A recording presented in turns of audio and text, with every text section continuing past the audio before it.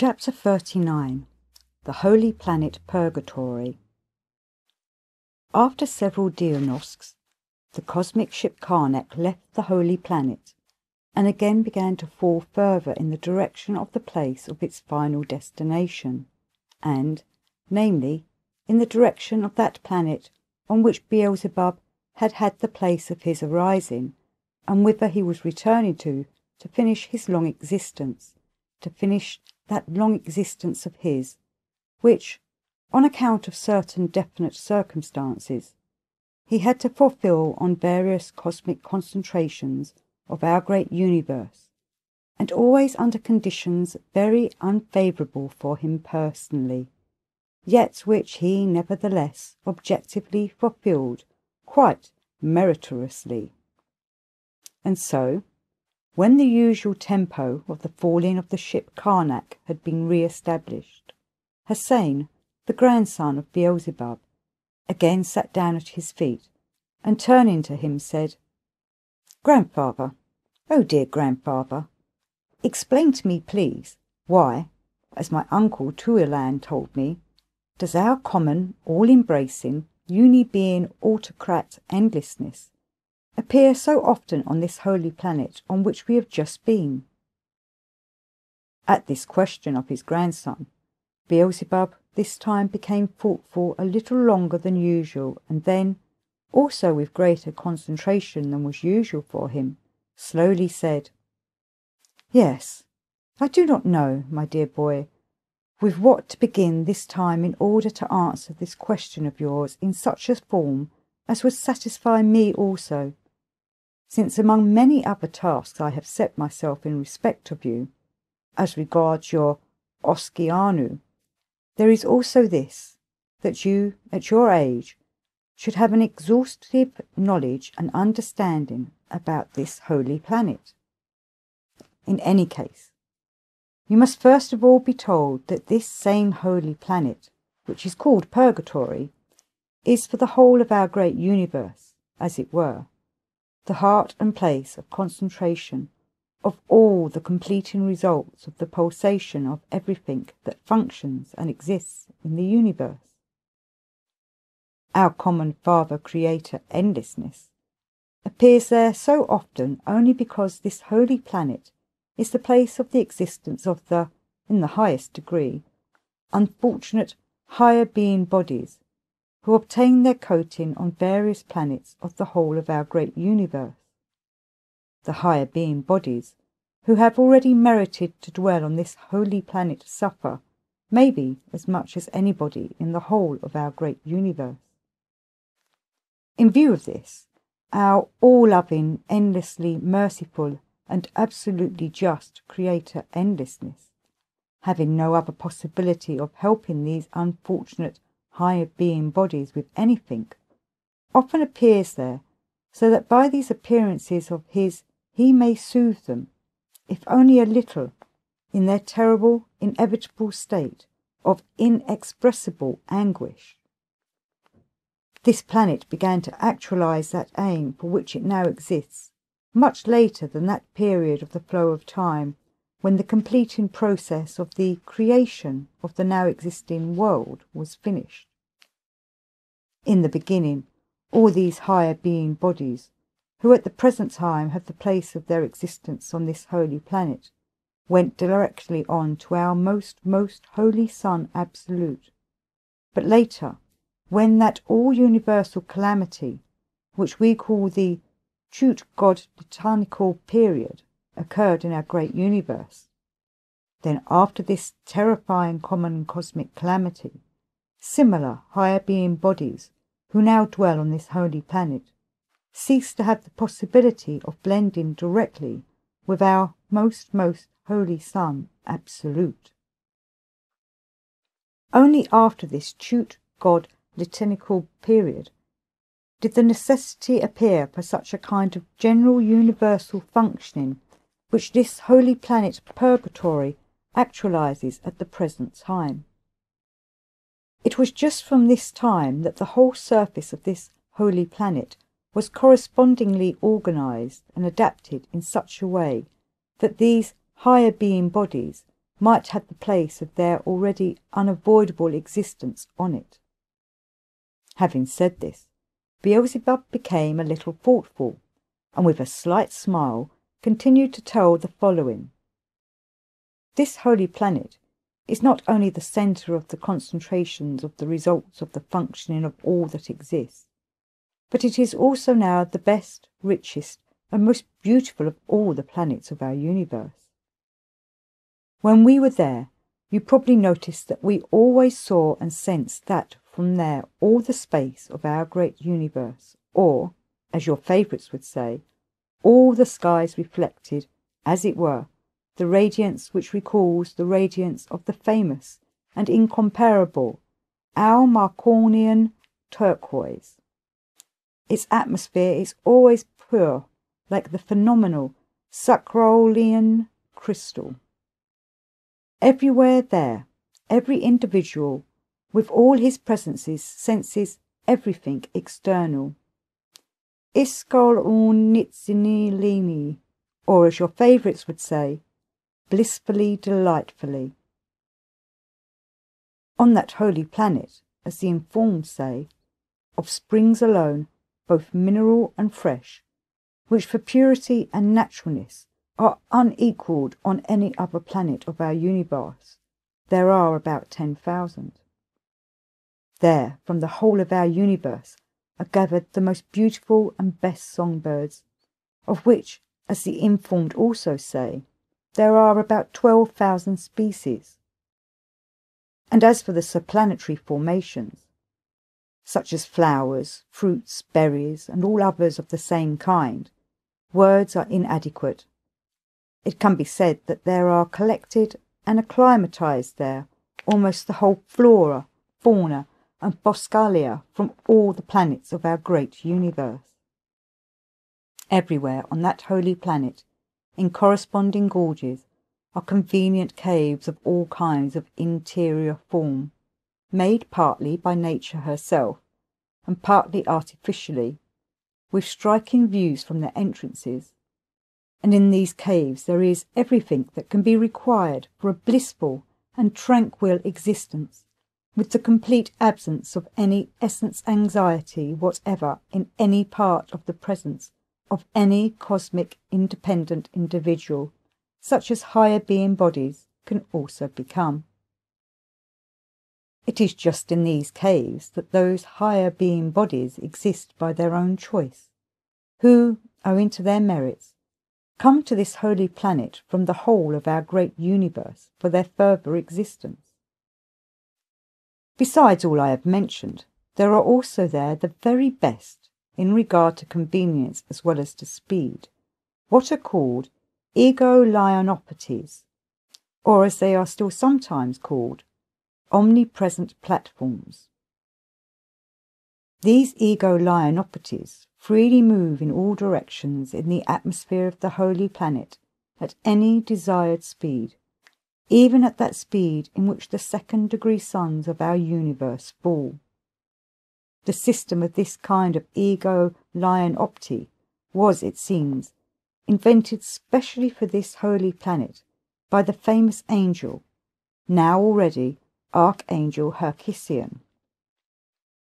Having uttered these last words,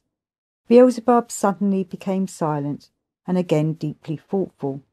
and Hussein and Hahoun looked at him with surprise and interrogation.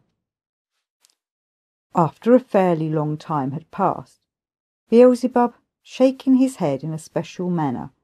again turned to Hussein and said, "I am just now thinking that it would be very reasonable on my part if to this question of yours, why our endlessness so often rejoices in this holy planet with his appearance, I would answer in such a way, so that I could, apropos, explain to you also what I have already several times promised you to explain. That is to say, about the fundamental cosmic laws by which our present world is maintained, and on the basis of which it exists. And this, moreover, should be done because if both of these questions are taken together, only then will you have all-round material for a complete representation and exhaustive understanding about this holy planet Purgatory, and at the same time learn something more about the free-brained beings who have interested you and who arise on the planet Earth.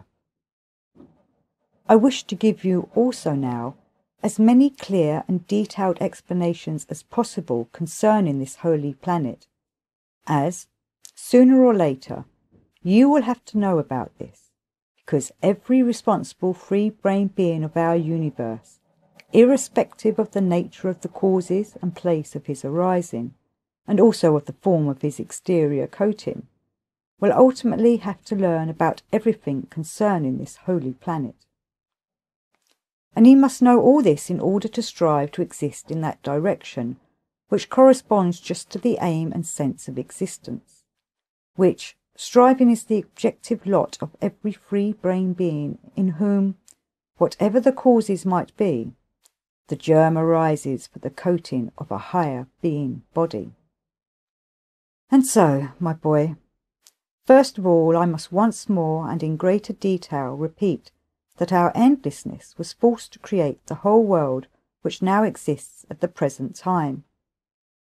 In the beginning, when nothing yet existed, and when the whole of our universe was empty, endless space, with the presence of only the prime source, cosmic substance, Epherochrono,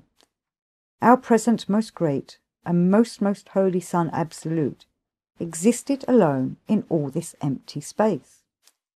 And it was on this then sole cosmic concentration that our uni-being creator, with his cherubim and seraphim, had the place of his most glorious being. It was just during this same period of the flow of time that there came to our creator or maintainer the false need to create our present existing megalocosmos,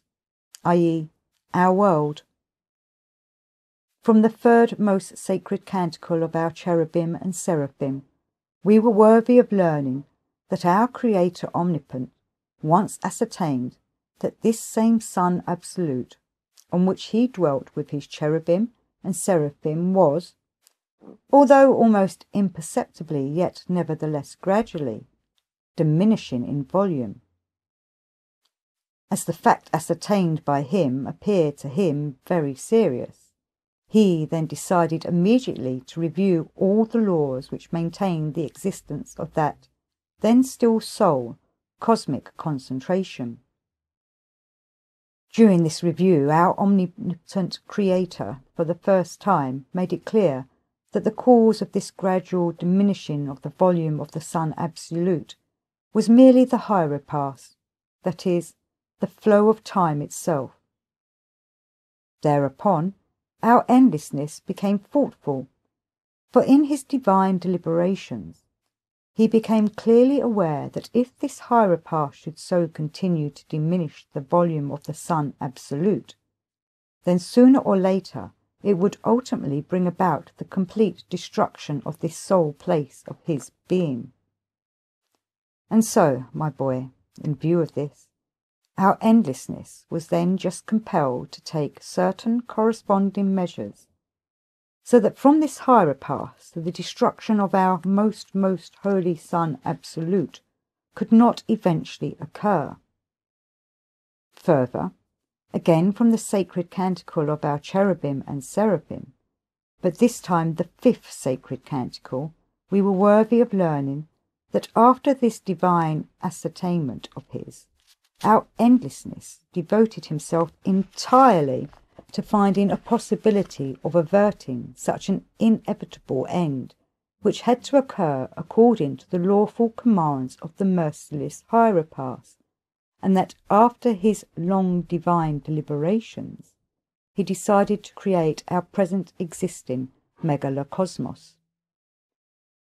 In order that you may more clearly understand how our endlessness decided to attain immunity from the maleficent action of the merciless hieropath, and of course how he ultimately actualized it all, you must first of all know that before this, the most holy Son Absolute was maintained and existed on the basis of the system called auto-ego-crat, i.e., on that principle according to which the inner forces which maintained the existence of this cosmic concentration had an independent functioning, not depending on any forces proceeding from outside, and which were based also on those two fundamental cosmic sacred laws by which at the present time also the whole of our present megalocosmos is maintained, and on the basis of which it exists, and, namely, on the basis of those two fundamental, primordial, sacred cosmic laws, called the sacred Heptaparapashinok and the sacred Triamazikamno. About both of these fundamental, cosmic, primordial, sacred laws, I have already once told you a little. Now, however, I shall try to explain to you about them in rather more detail. The first of these fundamental, primordial, cosmic, sacred laws, namely the law of Heptaparapashinok, present-day objective cosmic science, by the way, formulates in the following words. The line of the flow of forces constantly deflecting according to law and uniting again at its ends. This sacred primordial cosmic law has 7 deflections, or, as it is still otherwise said, 7 centres of gravity, and the distance between each 2 of these deflections or centres of gravity is called a stopinder of the sacred Heptaparapashinok. This law, passing through everything newly arising and everything existing, always makes its completing process with its 7 stopinders. And in regard to the second primordial fundamental cosmic law, and namely the sacred Triamazikamno, common cosmic objective science also formulates with the words, a new arising from the previously arisen through the Harnal Miasnal, the process of which is actualized thus. The higher blends with the lower in order to actualize the middle, and thus becomes either higher for the preceding lower, or lower for the succeeding higher. And as I have already told you, this sacred Triamazikamno consists of 3 independent forces, which are called the first, Sup-Ophios, the second, Sup-Skiros, the third, Sup-Aphanotus, which 3 holy forces of the sacred Triamazikamno the said science calls as follows. The first, the affirming force, or the pushing force, or simply the force plus. The second, the denying force, or the resisting force, or simply the force minus. And the third, the reconciling force, or the equilibrating force, or the neutralizing force. At this place of my explanations concerning chiefly the fundamental laws of world creation and world maintenance, it is interesting to notice, by the way, that the 3 brain beings of this planet which has taken your fancy already began at this period when the consequences of the property of the organ Kunda buffer were not yet crystallized in their common presences, to be aware of these 3 holy forces of the sacred Triamazikamno, and then named them, the first, God the Father, the second, God the Son, and the third, God the Holy Ghost, and in various cases expressed the hidden meaning of them, and also their longing to have a beneficent effect from them for their own individuality by the following prayers. Sources of divine rejoicings, revolts and sufferings, direct your actions upon us. Or, holy affirming, holy denying, holy reconciling, transubstantiating me for my being. Or, holy God, holy firm, holy immortal, have mercy on us. Now, my boy, listen further, very attentively. And so, in the beginning, as I have already told you, our most holy Son Absolute was maintained by the help of these two primordial sacred laws. But then these primordial laws functioned independently, without the help of any forces whatsoever coming from outside,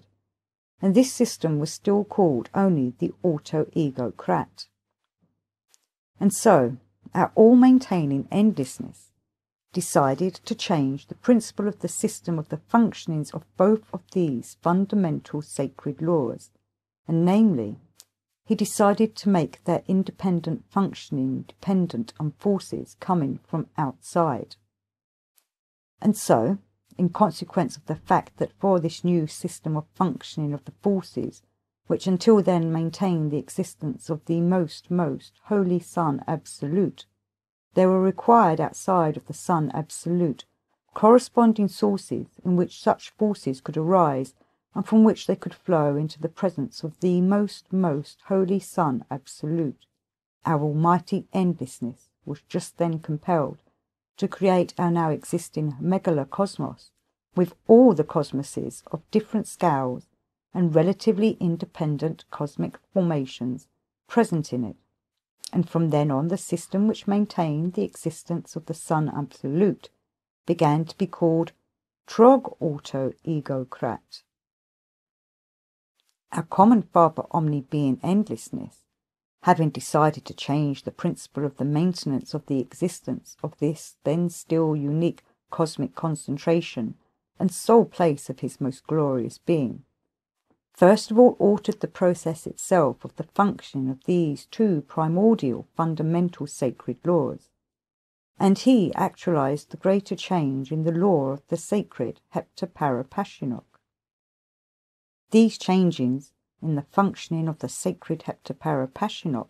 consisted in this, that in 3 of its stop-inders he altered the what are called subjective actions which had been until then in the stop-inders, in this respect, that in 1 he lengthened the law of conformable successiveness, shortened it in another, and in a 3rd disharmonized it, and namely with the purpose of providing the requisite inherency for receiving, for its functioning, the automatic affluence of all forces which were near, he lengthened the stop-inder between its 3rd and 4th deflections. This same stop-inder of the sacred heptaparapashinok is just that one, which is still called the Meccano coinciding midinal in, and the stop-inder which he shortened is between its last deflection and the beginning of a new cycle of its completing process. By this same shortening, for the purpose of facilitating the commencement of a new cycle of its completing process, he predetermined the functioning of the given stop-inder to be dependent only upon the affluence of forces obtained from outside through that stop-inder from the results of the action of that cosmic concentration itself, in which the completing process of this primordial fundamental sacred law flows.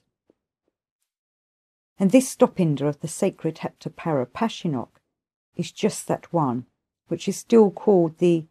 intentionally actualized Madonel in. As regards the 3rd stop-inder, then changed in its subjective action, and which is 5th in the general successiveness and is called Harnal Ut, its disharmony flowed by itself from the change of the 2 aforementioned stop-inders. This disharmony in its subjective functioning,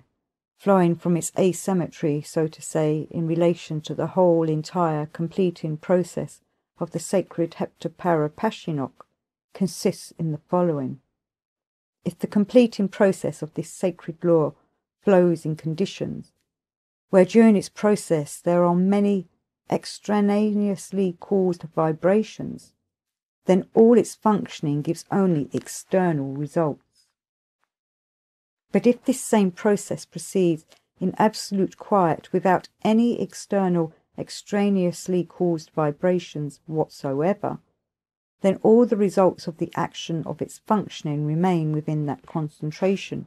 in which it completes its process. And for the outside, these results only become evident on direct and immediate contact with it.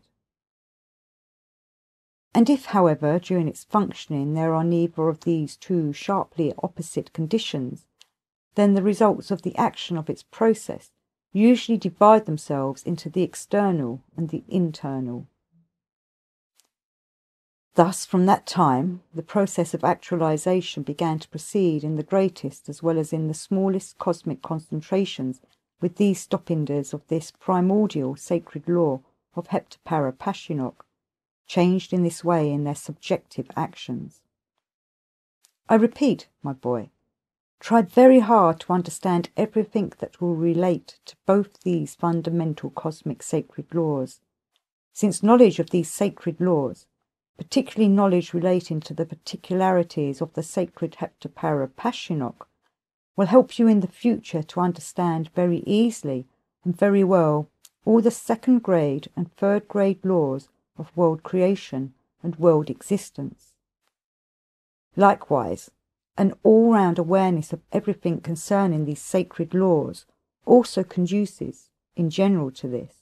that free-brained beings, irrespective of the form of their exterior coating, by becoming capable in the presence of all cosmic factors not depending on them and arising round about them, both the personally favourable as well as the unfavourable, of pondering on the sense of existence,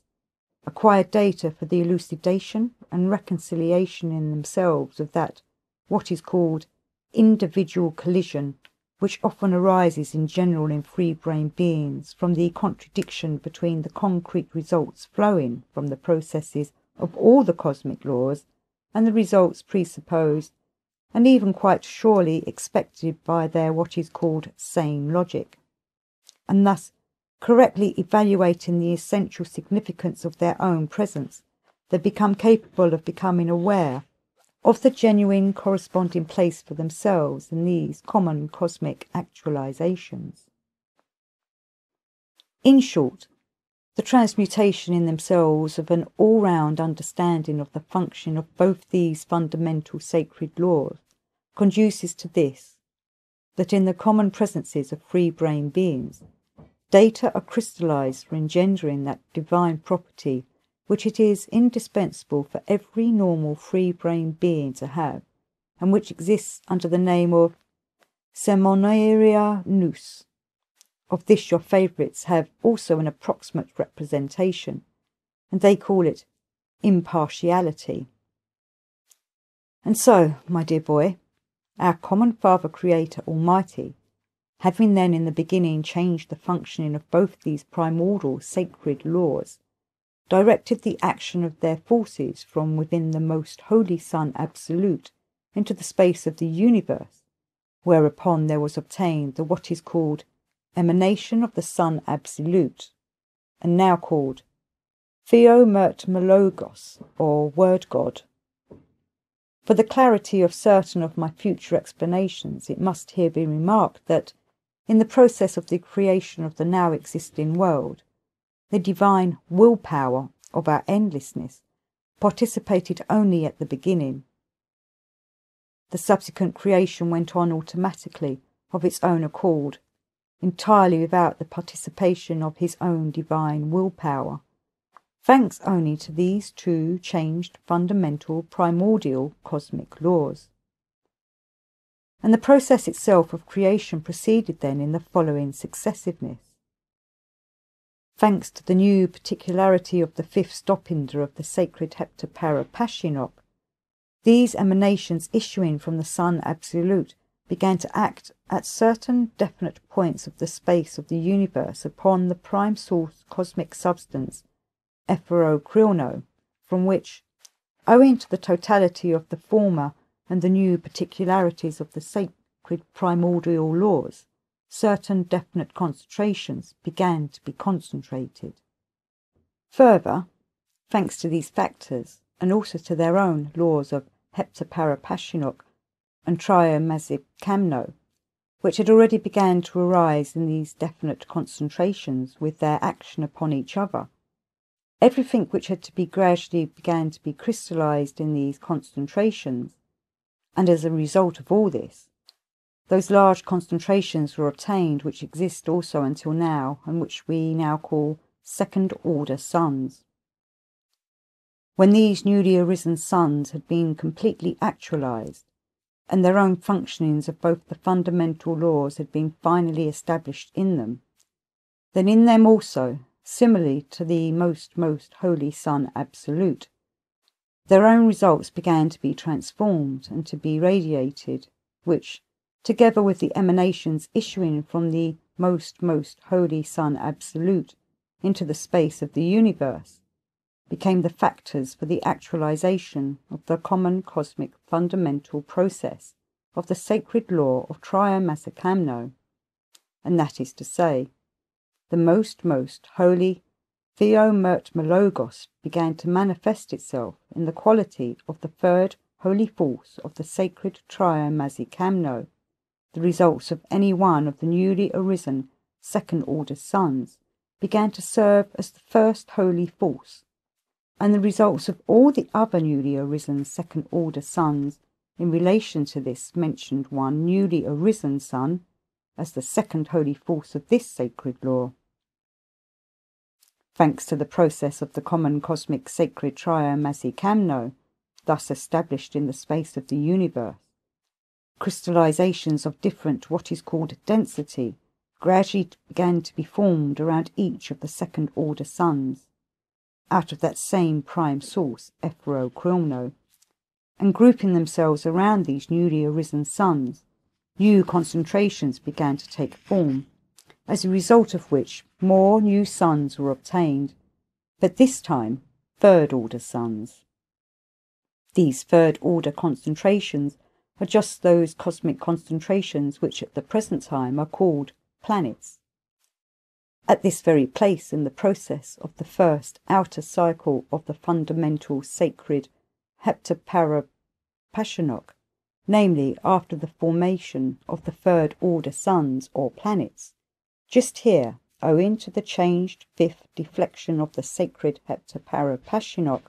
which as I have already said is now called Hana Ut, the initially given momentum for the fundamental completing process, having lost half the force of its vivifyingness, began in its further functioning to have only half of the manifestation of its action outside itself, and the other half for itself, i.e., for its very own functioning,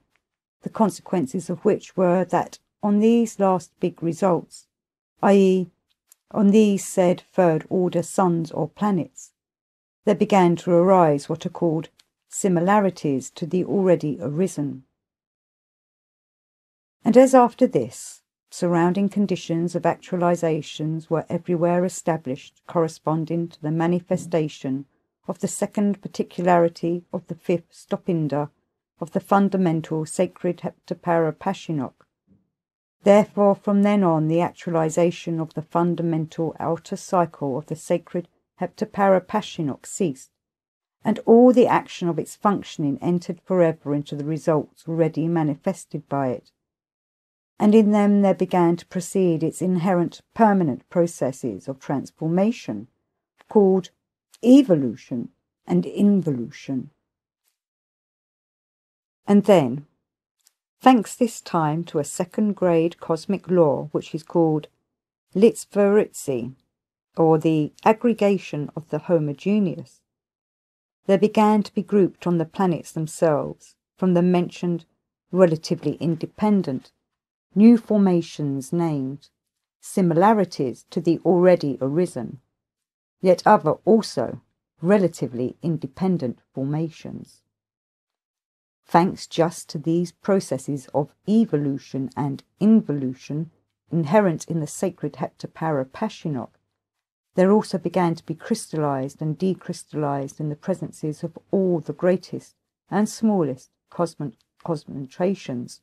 all kinds of definite cosmic substances with their own inherent subjective properties, and which objective science calls active elements. And all the results of the evolution and involution of these active elements, actualizing the trog-auto-egocratic principle of existence of everything existing in the universe by means of reciprocal feeding and maintaining each other's existence, produce the said common cosmic process, Iran-Umanj, or, as I've already said, what objective science calls common cosmic exchange of substances. And so, my boy, thanks to this new system of the reciprocal feeding of everything existing in the universe, in which our most holy Son Absolute itself participated, there was established in it that equilibrium which at the present time no longer gives the merciless Hieropaths any possibility of bringing about anything unforeseen whatsoever to our most great and most holy Son Absolute, and thus the motive for the divine anxiety of our almighty uni-being endlessness concerning the wholeness of his eternal place of dwelling disappeared forever. Here it is necessary to tell you that when this most wise divine actualization was finished, our triumphant cherubim and seraphim then gave, for the first time, to all the newly arisen actualizations those names which exist even until today. Every relatively independent concentration, in general, they then defined by the word cosmos. And to distinguish the different orders of arising of these cosmoses, they added to this definition cosmos a separate corresponding name. And, namely, they named the most holy prime source Son Absolute itself, protocosmos. Each newly arisen second-order sun, with all its consequent definite results, they called deuterocosmos. Third-order suns, i.e. those we now call planets, they called tritocosmos. The smallest, relatively independent formation on the planets, which arose thanks to the new inherency of the fifth stopinder of the sacred Heptapara Pashinok, and which is the very smallest similarity to the whole, was called microcosmos. And finally those formations of the microcosmos, and which also became concentrated on the planets, this time thanks to the second-order cosmic law called mutual attraction of the similar, were named tertatocosmoses. And all those cosmoses, which together compose our present world, began to be called the megalocosmos. And then also our cherubim gave names, also existing until now, to the emanations and radiations issuing from all these cosmoses of different scales, by means of which the process of the most great cosmic trog-auto-egocrat proceeds. 1. The emanation of the most holy Son Absolute itself they called, as I've already told you, Theomertmelogos, or Word God. 2. The radiation of each separate second-order sun, Mentikifzion. 3. The radiation of each planet separately they called Dynamorzion. 4. That given off from the microcosmoses they called Photosincion. 5. The radiations issuing from the tertatocosmoses they called Hamblydosion. 6. The radiations of all the planets together of any solar system they called Astroluolucosion. 7. The common radiations of all the newly arisen second-order suns taken together they called Poloriotheopal. And all the results issuing from all the cosmic sources, great and small, taken together, were also then named by them the common cosmic Ansanbaluasian. It is interesting to remark that concerning this common cosmic Ansanbaluasia, present-day objective science has also the formula everything issuing from everything, and again entering into everything. Independent names were then given also to all the, as they are called, temporally independent crystallizations arising in each of the innumerable cosmoses by the evolutionary and involutionary processes of these fundamental sacred laws. I shall not enumerate the names of the large number of these independent centres of gravity, which become crystallized in all separate cosmoses, but shall indicate only the names of those definite centre of gravity active elements, which become crystallized in each separate cosmos, and which have a direct relation with my following elucidations, and, namely, those which are crystallized in the presences of Tartar cosmoses, and have a temporarily independent centre of gravity. In Tartar cosmoses, the following names were given to these independent arisings. 1. Proto-Hari. 2. Deftio-Hari. 3. Trito-Hari. 4. Tertato-Hari. 5. Pianjo-Hari. 6. Exio-Hari. 7. Rizal-Zarion. And now, my boy, after everything that I've elucidated to you, we can return to the question why and how higher being bodies, or, as your favourites name them, souls, begin to arise in our universe, and why our uni-being common father turned his divine attention particularly to just these cosmic arisings.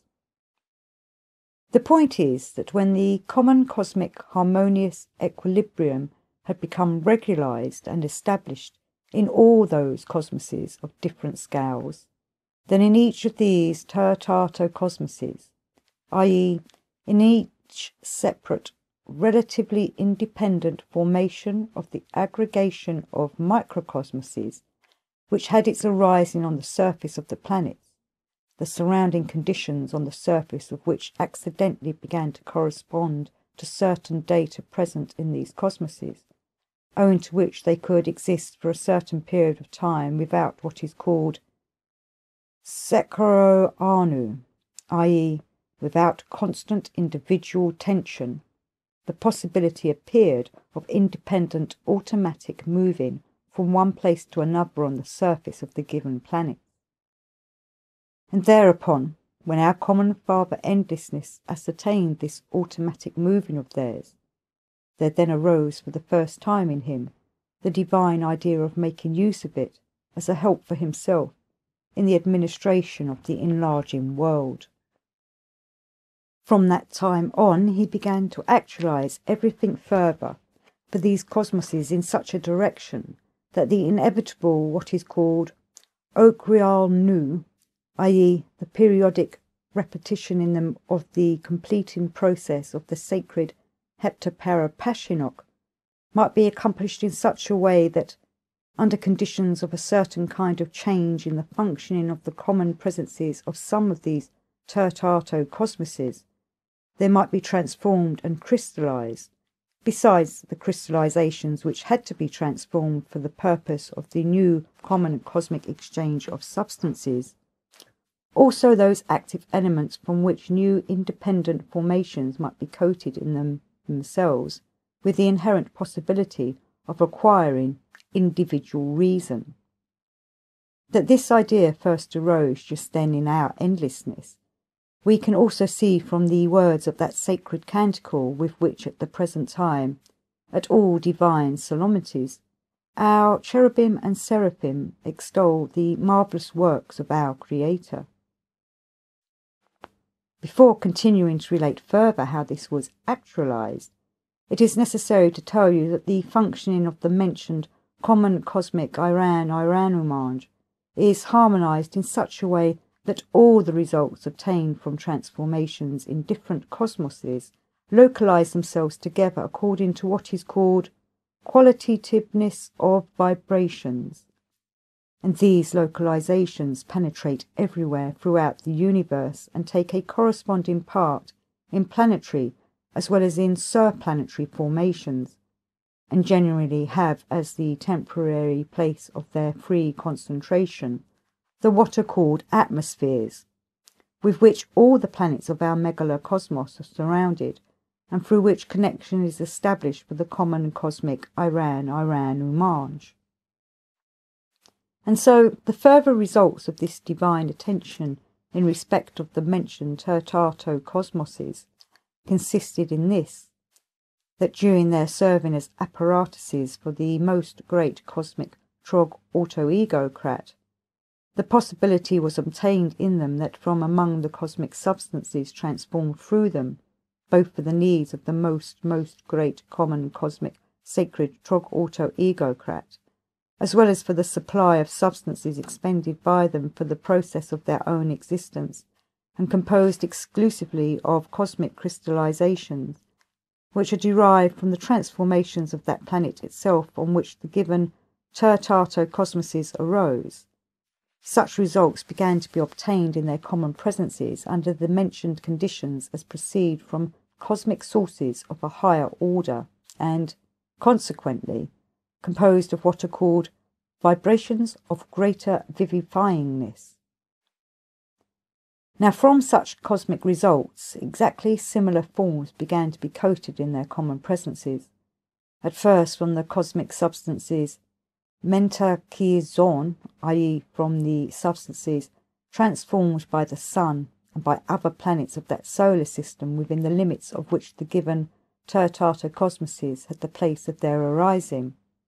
and which cosmic substances reach every planet through the radiations of the said cosmic concentrations. In this way, the common presences of certain tertato cosmoses began beforehand to be composed of two different independent formations arisen from two entirely different cosmic sources, and these began to have a joint existence, as if one were placed within the other. And so, my boy, when similar coatings of previously coated tertato cosmoses were completed and began to function correspondingly, then from that time on they ceased calling them tertato cosmoses and began to call them beings, which then meant two-natured, and these same second coatings alone began to be called bodies Gurdjieff. Now when in this new part of these two-natured formations everything corresponding was acquired, and when all that functioning which it is proper to such cosmic arisings to have was finally established, then these same new formations in their turn, on exactly the same basis as in the first case, and also under the conditions of a certain kind of change of functioning, began to absorb and assimilate into themselves such cosmic substances as had their arising immediately from the most holy Theomertamalagos, and similarities of a third kind began to be coated in them, which are the highest sacred parts of beings, and which we now call higher being bodies. Further,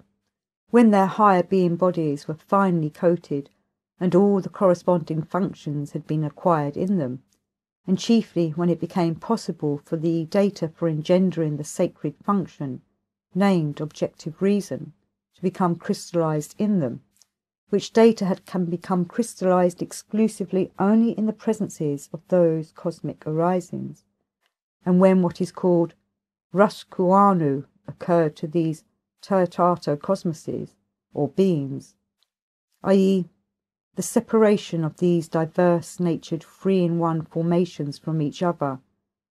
only then did this higher being part receive the possibility of uniting itself with the cause of causes of everything now existing, i.e. with our most holy Son Absolute, and began to fulfill the purpose on which our all-embracing endlessness had placed his hope. Now it is necessary to explain to you in more detail in what successiveness this first sacred Ruskuanu then occurred to these first ter-tata cosmoses, and how it occurs also now to the, as they are called, free-brain beings. At first, on the planet itself, the second being body, i.e. the body Gurdjieff, together with the third being body, separate themselves from the fundamental planetary body, and leaving this planetary body on the planet, rise both together to that sphere where those cosmic substances, from the localizations of which the body Gurdjieff of a being arises, have their place of concentration.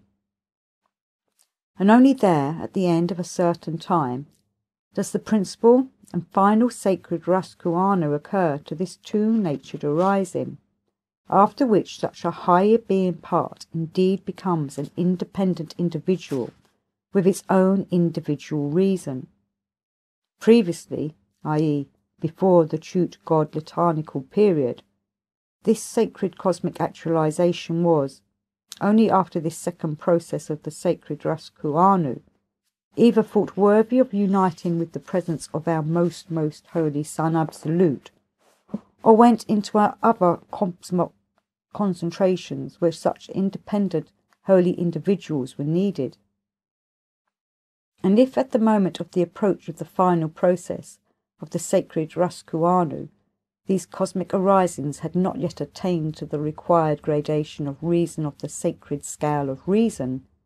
then this higher being part had to exist in the said sphere until it had perfected its reason to the required degree.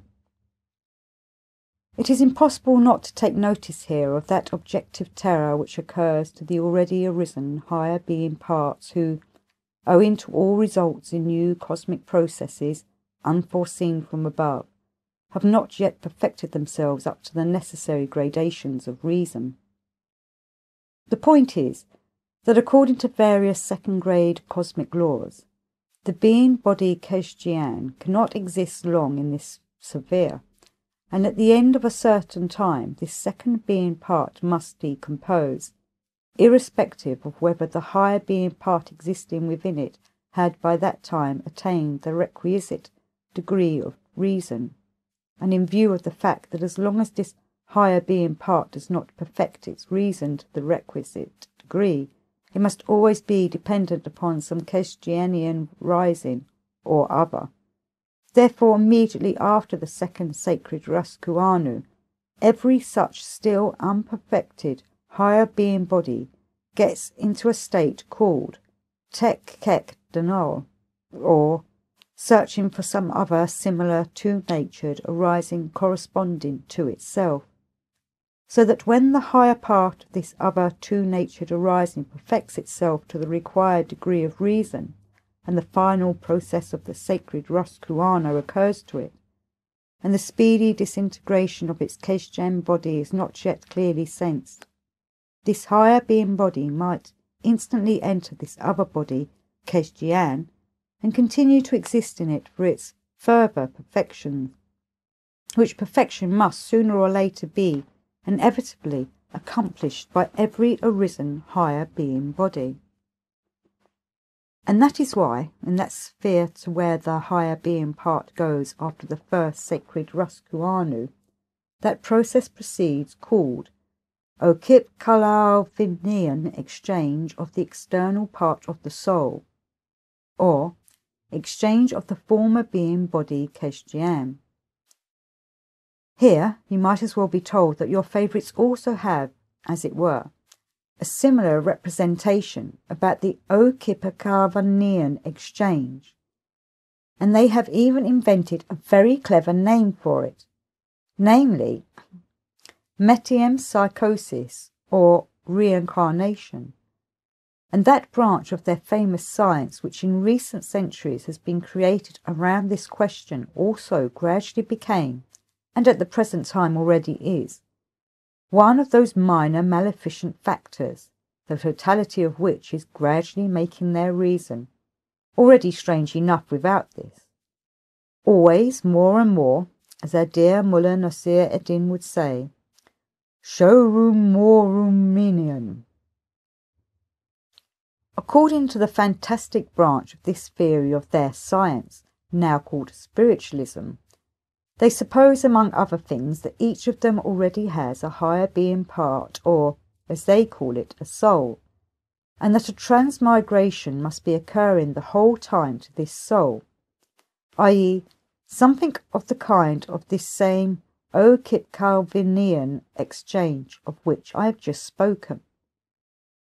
Of course, if these unfortunates would only take into consideration that, according to the second-grade cosmic law called Tenic Doa, or law of gravity, this same being part, if in rare cases it does happen that it arises in them, instantly rises after the first rascuano of the being, or as they express it, after the death of the being from the surface of their planet. And if they understand that the explanations and proofs given by this branch of their science of all sorts of phenomena which proceed, as it were, among them there, thanks to these fantastic souls of theirs, were only the fruits of their idle fancy, then they would already realise that everything else proved by this science of theirs is also nothing else but Mullah Nasir ad-Din's twaddle. Now, as regards the first two lower being bodies, namely the planetary body and the body Gurdjieff, then after the first sacred Rascuano of a being, his planetary body, being formed of microcosmoses, or of crystallizations transformed on that planet itself, gradually decomposes and disintegrates there on that same planet, according to a certain second-grade cosmic law called again Tan Tu Tut, into its own primordial substances from which it obtained its arising. As regards the second being body, namely the body Gurdjieff, this body being formed of radiations of other concentrations of triotocosmoses and of the sun itself of the given solar system, and having entered after the second process of the sacred Rascuano into the sphere just mentioned, also begins gradually to decompose, and the crystallizations of which it is composed go in various ways into the sphere of its own primordial arisings. But the higher being body itself, being formed of crystallizations received directly from the sacred Theomertmologos into the solar system, within the limits of which the being arises and where his existence proceeds, can never decompose, and this higher part must exist in the given solar system as long as it does not perfect itself to the required reason, to just that reason which makes similar cosmic formations what are called Iran Kipak, i.e., such formations of the mentioned most sacred substances as can exist and be independent of Gurdjieffian arisings, and at the same time not be subject to what are called painful influences from any external cosmic factors whatsoever. And so, my boy, as I have already told you, after these cosmic arisings had perfected their reason to the necessary gradation of the sacred scale of reason, they were in the beginning taken on to the Sun Absolute for the fulfillment of roles predestined for them by our Creator Endlessness. It is necessary to tell you that concerning the determination of the degrees of individuality, our cherubim and seraphim also then at the very beginning established that still now existing sacred determinator of reason, which is applied for the determination of the gradations of reason, or, more exactly, the totality of self-awareness of all separate large and small cosmic concentrations, and by which not only are the gradations of their reason measured, but there is also determined their, as it is called, degree of justification of the sense and aim of their existence, and also the further role of each separate individual in relation to everything existing in our great megalocosmos. This sacred determinator of pure reason is nothing else than a kind of measure, i.e., a line divided into equal parts. One end of this line is marked as the total absence of any reason, i.e., absolute firm calm, and at the other end there is indicated absolute reason, i.e., the reason of our incomparable Creator endlessness. In this place, I think it might as well be explained to you further about the various kinds of sources present in this common presences of all free brain beings for the manifestation of being reason. In every free brain being in general, irrespective of the place of his arising and the form of his exterior coating, there can be crystallized data for three independent kinds of being mentation, the totality of the engendered results of which expresses the gradation of his reason. Data for these three kinds of being reason are crystallized in the presence of each free brain being depending upon how much, by means of the being part dog duty, the corresponding higher being parts are coated and perfected in them, which should without fail compose their common presences as a whole. The first higher kind of being reason is the pure or objective reason, which is proper only to the presence of a higher being body, or to the common presences of the bodies themselves, of those free brain beings in whom this higher part has already arisen and perfected itself, and then only when it is the what is called centre of gravity initiator of the individual functioning of the whole presence of the being. The second being reason, which is named Okiatari Tokasa, can be in the presences of those free brain beings in whom their second being body, Kesjian, is already completely coated and functions independently. As regards the third kind of being reason, this is nothing else but only the action of the automatic functioning which proceeds in the common presences of all beings in general, and also in the presences of all supplanetary definite formations, thanks to the repeated shocks coming from outside, which evoke habitual reactions from the data crystallized in them, corresponding to previous, accidentally perceived impressions. Now, my boy, in my opinion, before going on to a more detailed explanation of how their higher parts were then coated and perfected in the common presences of the first Terto-cosmoses, as well as in the common presences of those who were afterwards named beings, it is necessary to give you more information about the fact that we, beings arisen on the planet Karatus, and also the beings arisen on your planet called Earth, are already no longer such poliomerdectic beings as were the first beings who were transformed directly from the Terto-cosmoses, that is to say, beings called poliomerdectic, or, as it is still now said, monioennipheists, but are beings called Keschapmartian,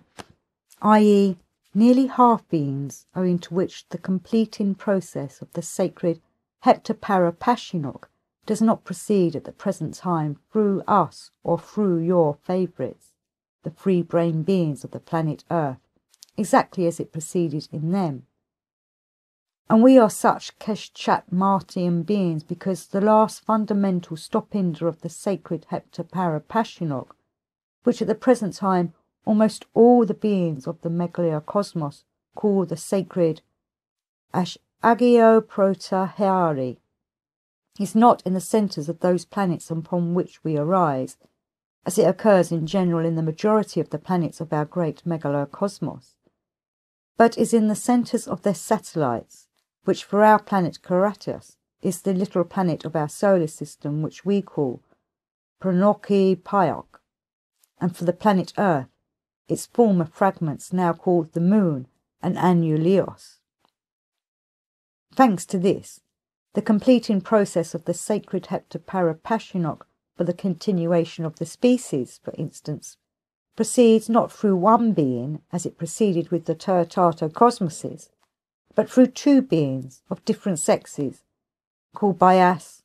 activus and passivus, and on the planet Earth, man and woman. I might say here that there even exists in our great Megaliocosmos a planet on which this sacred law heptaparapashinok carries out its completing process for the continuation of the species of the free-brained beings through free, independent individuals. You might as well be acquainted somewhat in detail with this uncommon planet. This planet is called Gurdjieff and belongs to the system of the protocosmos. Beings arising on this planet are free-brained, like all other free-brained beings arising on all the planets of our great megalocosmos, and in their exterior appearance are almost similar to us, and at the same time are, and also so considered by all others, the most ideal and perfect of all the innumerable various formed exterior coatings of free-brained beings in all our great universe, and all our now existing angels, archangels, and most of the sacred individuals nearest to our common Father endlessness arise just above this marvellous planet. The transformation through them of the cosmic substances required for the common cosmic trog auto-egocratic process, according to the sacred law of Heptapara proceeds on these same principles on which it proceeds through our common presences, and also through the presences of your favourites, the free-brained beings breeding on the planet Earth. For the continuation of their species alone does this sacred law effect its completing process through three kinds of beings, wherefore such free-brained beings are called triarchorocomnian. Separately, however, just as among us beings of different sexes are called activus and passivus, or are called on your planet man and woman, so there on the planet Gurdjieff, they call the beings of the different sexes Martna, Spurna, and Okina, and although externally they are all alike, yet in their inner construction they are very different from each other. The process of the continuation of their species proceeds among them in the following manner. All three beings of different sexes simultaneously receive the sacred El Muanu, or as your favourites say, conception, for a special action, and for a certain period they exist with this sacred El Muanu, or conception, apart from one another, entirely independently, but each of them exists with very definite intentional perceptions and conscious manifestations. And later, when the time approaches for the manifestation of the results of these conceptions, or when, as your favourites say, the time of birth approaches, there becomes evident in all these three uncommon beings, as it is called, an aclonoastistian longing for each other, or as your favourites would say, there appears in them a physico-organic attraction, and the nearer the time of this being manifestation or birth approaches, the more they press close to each other, and ultimately almost grow onto each other, and thereupon at one end and the same time, they actualise in a certain way these conceptions of theirs. And so, during their actualisation of their conceptions, all these three conceptions merge one with another, and in this way there appears in our megalocosmos a new free-brain being of such an uncommon construction. And free-centred beings of this kind are ideal in our megalocosmos, because at their very arising they already have all the being bodies. And they have all three being bodies because the producers of such a being, namely Martna, Spurna, and Okina, each separately conceives the arising of one of the three being bodies, and owing to their special, corresponding being existences, they aid the sacred Heptapara to form the given being body in themselves to perfection, and afterwards at the moment of appearance merge it with the other bodies into one. Note, by the way, my boy, that the beings arising on that incomparable and marvellous planet have no need, like the free-brained beings arising on other ordinary planets of our megalocosmos, to coat their higher being bodies with the help of those factors which our Creator designed as means of perfecting, namely those factors which we now call conscious labours and intentional suffering. Now, my boy, to continue the further,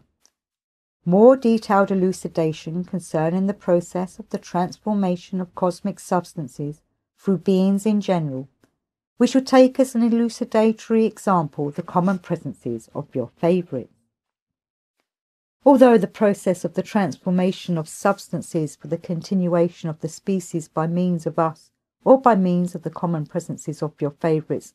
does not proceed exactly as it proceeded in the first tertocosmoses, who were transformed into beings, nevertheless we shall take them as an example,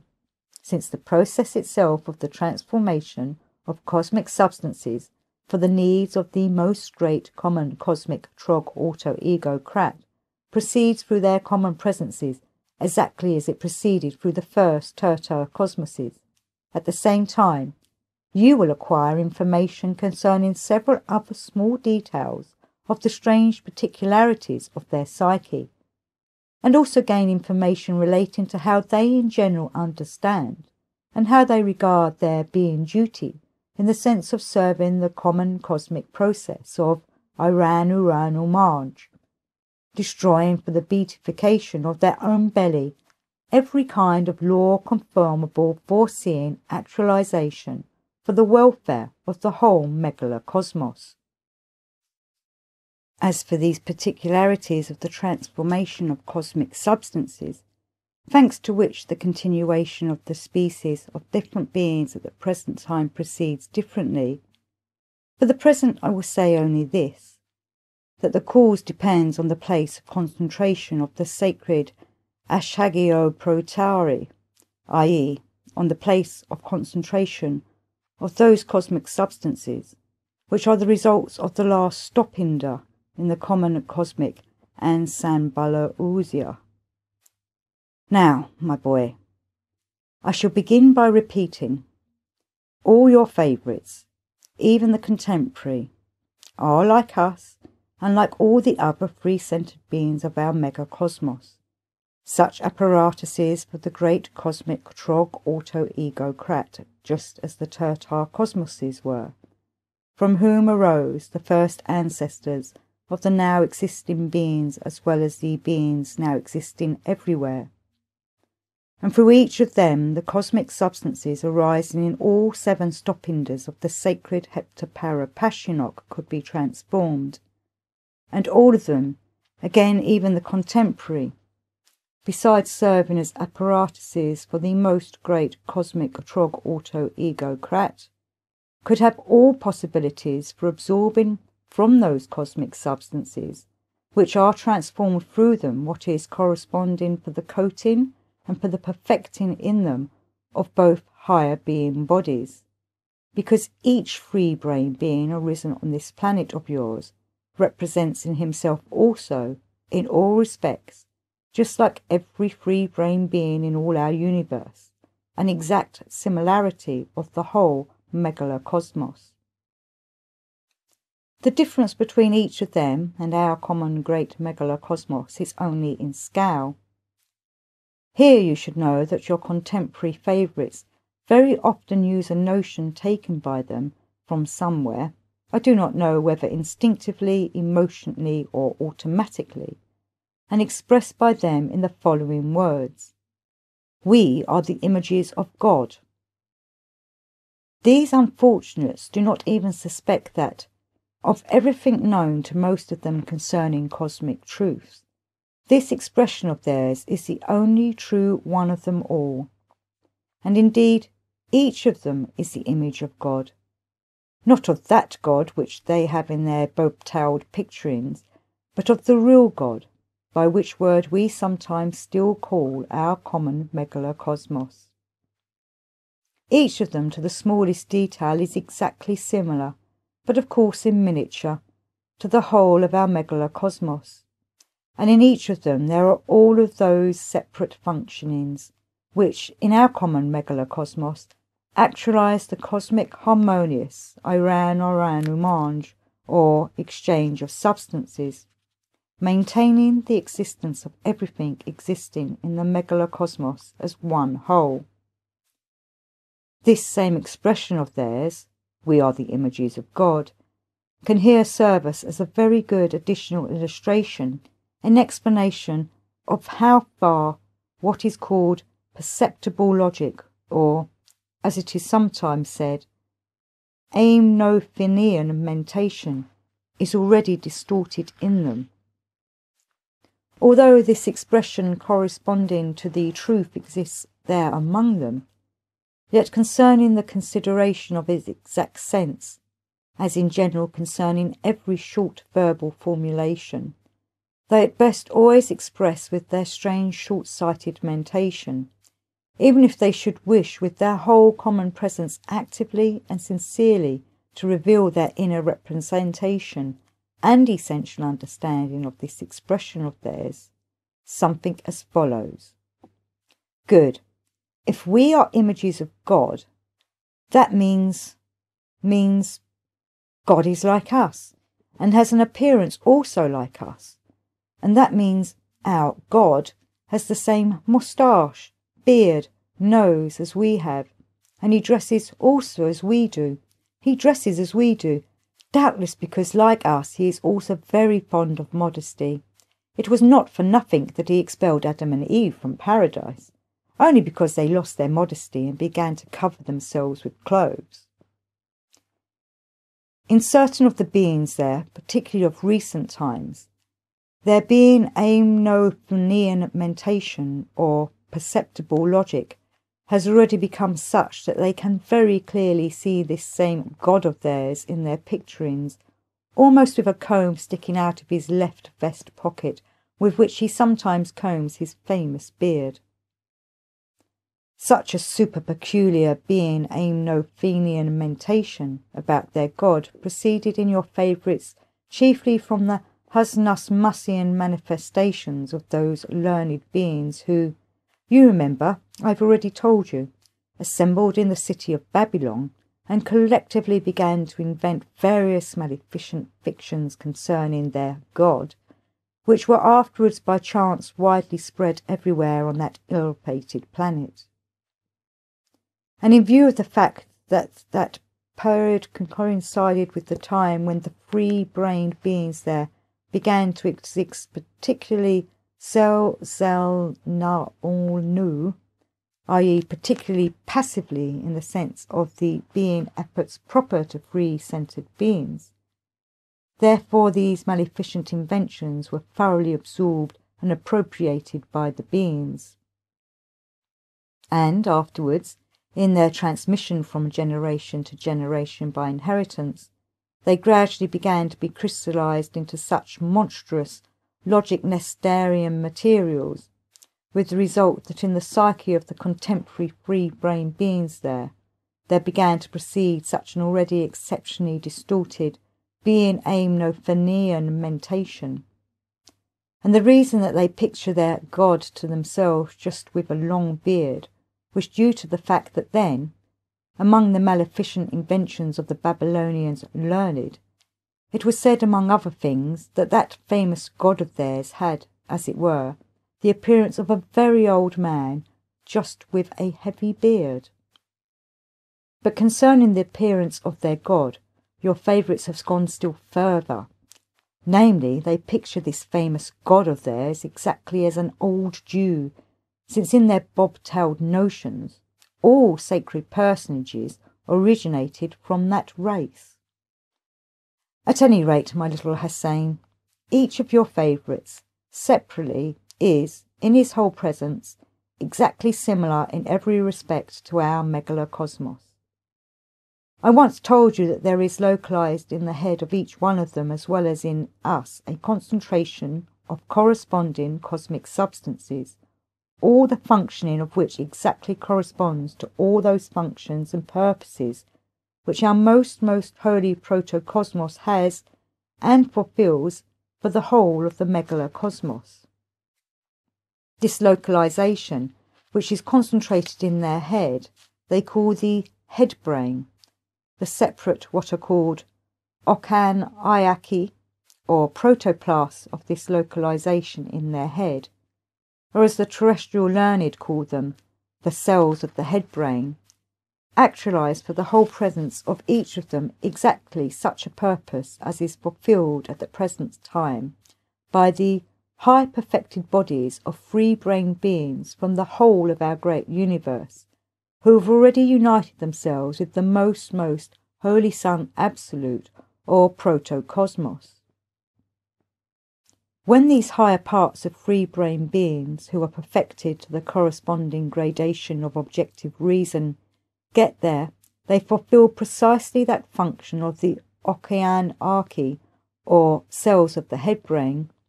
for which function, as I have already said, our uni-being common Father Endlessness condescended at the creation of the now existing world to decide to use for the future those Khotins who obtain independent individuality in the Tertato cosmoses as an aid for himself in the administration of the enlarging world. Further, in each of them, in their what is called vertebral column, another concentration was localized, called there the spinal marrow, in which there are precisely those what are called denying sources, which actualize in their functionings in relation to the parts of the head brain just such fulfillments as the second-order newly arisen sons of the megalocosmos actualize in relation to the most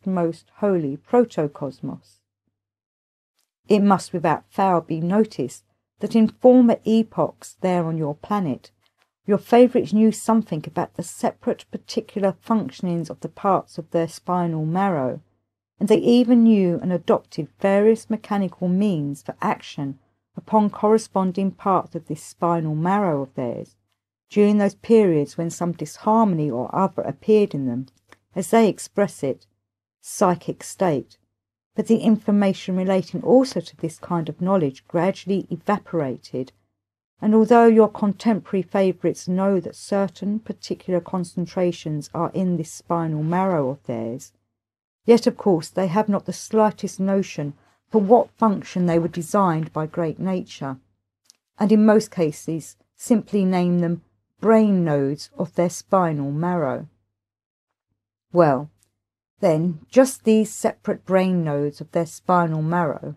are the sources of denial in relation to the separate shades of affirmation in their head brain, precisely as the separate second-order sons are the sources of the various shades of denial in relation to the various shades of affirmation of the most holy protocosmos. And, finally, just as in the megalocosmos, all the results obtained by the flow of the fundamental process of the sacred hectoparapashinok from the affirmation of the most holy protocosmos, from the various shades of denial of the newly created sons, began to serve thereafter as a reconciling principle for everything newly arising and already existing. So in them also there is a corresponding localization for the concentration of all results obtained from the affirmation of the head brain, and from all the shades of denial of the spinal marrow, which results afterwards serve as a regularizing or reconciling principle for the functioning of the whole common presence of each of them. Concerning the place of concentration of this localization, which serves the common presences of terrestrial free-brain beings as a regularizing or reconciling principle, it must be noticed that in the beginning these free-brain beings of the planet Earth who have taken your fancy also had this third concentration, similarly to us, in the form of an independent brain localized in the region of their what is called breast. But from the time when the process of their ordinary being existence began particularly sharply to change for the worse, then nature there, by certain causes flowing from the common cosmic trog-auto-egocratic process, was compelled, without destroying the functioning itself of the brain of theirs, to change the system of its localization. That is to say, she gradually dispersed the localization of this organ, which had had its concentration in one place in them, into small localizations over the whole of their common presence, but chiefly in the region of what is called the pit of the stomach. The totality of these small localizations in this region they themselves at the present time call the solar plexus, or the complex of the nodes of the sympathetic nervous system. And in these nervous nodes, scattered over the whole of the planetary body, there are accumulated at the present time all the results obtained from the affirming and denying manifestations of their head brain and spinal marrow. And these results, having become fixed in these nervous nodes, scattered over the whole of their common presence, are later also such a neutralizing principle in the further process of affirmation and denial between the head brain and spinal marrow, just as the totality of everything arising in the megalocosmos is the neutralizing force in the process of the affirmation of the protocosmos and the various shades of denials of all the newly arisen suns. And so the free-brain beings of the planet Earth are not only, as we also are, apparatuses for the transformation of the cosmic substances required for the most great Trog Auto-Ego-Crat, with the qualities of all the free forces of the fundamental common cosmic Triomasi-Kamno, but also themselves absorbing these substances for transformation from three different sources of independent arisings, have all the possibilities of assimilating besides the substances necessary for the maintenance of their own existence, also those substances which go for the coating and perfecting of their own higher being bodies. In this manner, those free source substances entering their common presences for transformation are, just as for us, a threefold kind of being food. That is to say, those substances which, on the path of their returning evolutionary ascent from the sacred Ashagaprotahari, i.e., from the last stop Indra of the fundamental sacred Heptaparapashinok towards the most holy protocosmos, were transmitted with the aid of their own planet itself into definite higher corresponding supplanetary formations, and enter into them for further transformation as their first being food, which is their ordinary food and drink. But those second source substances which, being obtained from the transformations of their own sun and of all the other planets of their own solar system, and which entered the atmosphere of their planet through the radiations of the latter,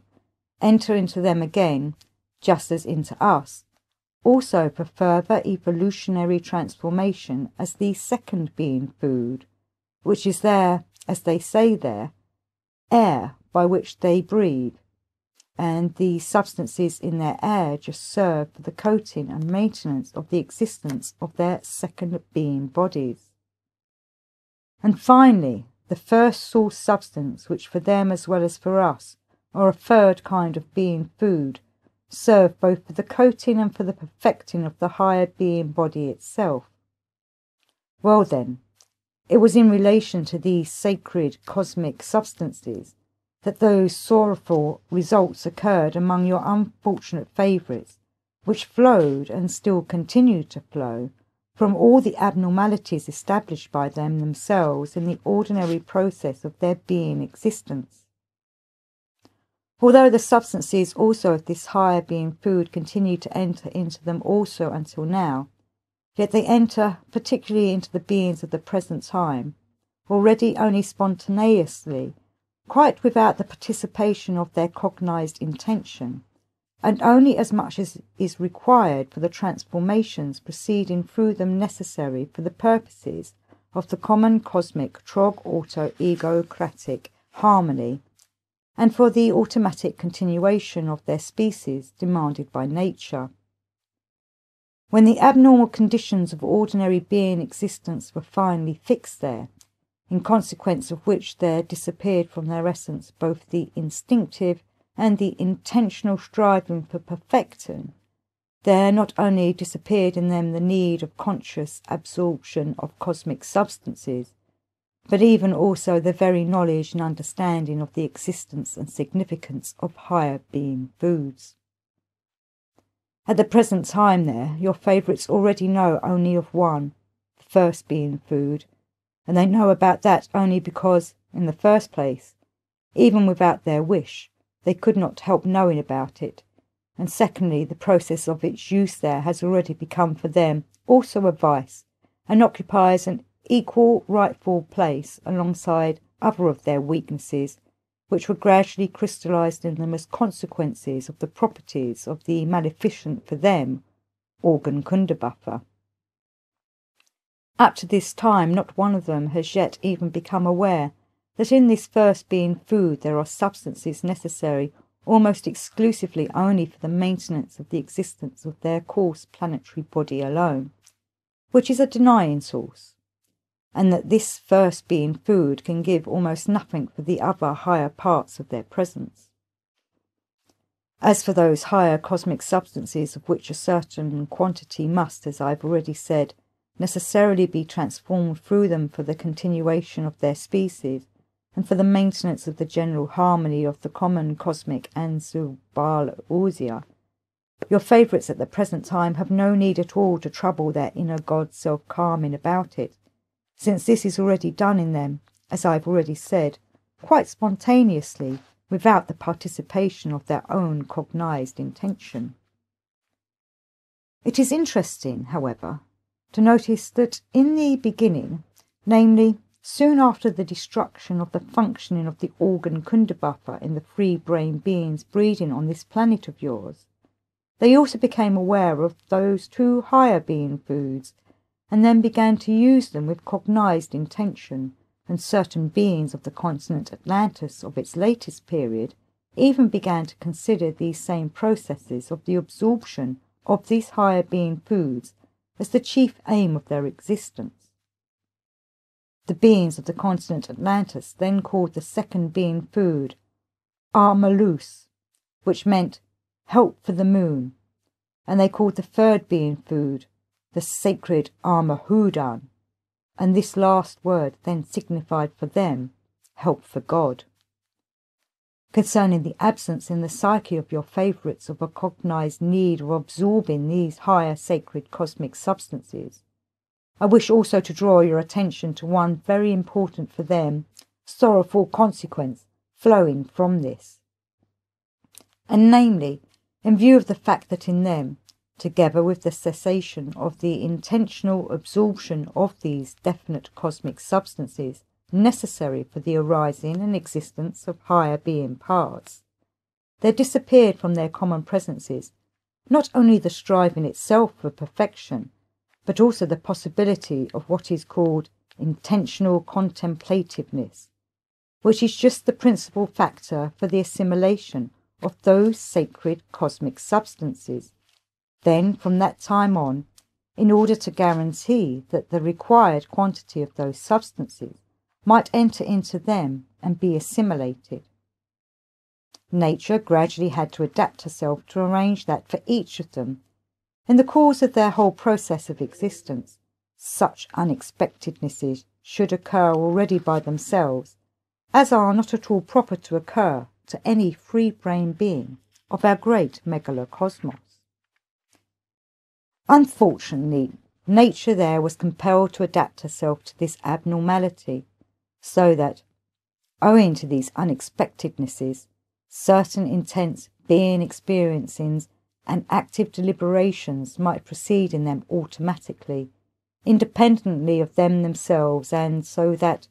owing to these active deliberations, the required transformation and assimilation of these necessary sacred particles of the higher being foods might automatically proceed in them. Now, my boy, as for the processes themselves of the transformation and the evolutionary and involutionary movements of all these cosmic substances by means of just such apparatuses of the most great common cosmic trog auto-ego crap, as all your favourites also are, then these transformations proceed in them as well as in us, and in general in all large and small cosmoses of our common megalocosmos, strictly according to those two same chief fundamental cosmic laws, namely, according to the sacred heptaparapashinok and the sacred triamazakamno. Before talking to you about the manner in which the cosmic substances entering into beings as their first being food are transformed in them for the purposes of the common cosmic trog-auto-egocratic process, and which enter into free brain beings if they have a certain kind of attitude towards this process, also for the coating and the perfecting of their own higher parts, it is necessary for you to bear in mind, for a clear representation of these processes, that in our megalocosmos, from results which have already flowed from every kind of trog-auto-egocratic process, there are many hundreds of independent, active elements with various specific subjective properties which take part in new formations. These many hundreds of active elements with various properties, wherever they might be, proceeding from the seven stopinders of the fundamental common cosmic sacred heptaparapashinok, are, depending upon the stopinder from which they receive their primordial arising, divided and localized, according to what is called the affinity of vibrations, into seven what are called octaheptapanatashnian classes, and all without exception of both the large and small already definite concentrations in all our megalocosmoses are formed from these active elements belonging to seven independent classes, and, as I have already told you, they have their own subjective properties. And these subjective properties of theirs, and likewise their what are called proportions of vivifyingness, are actualized firstly according to what form of functioning of the fifth stopinder of the sacred heptaparapashinok was flowing during their arising,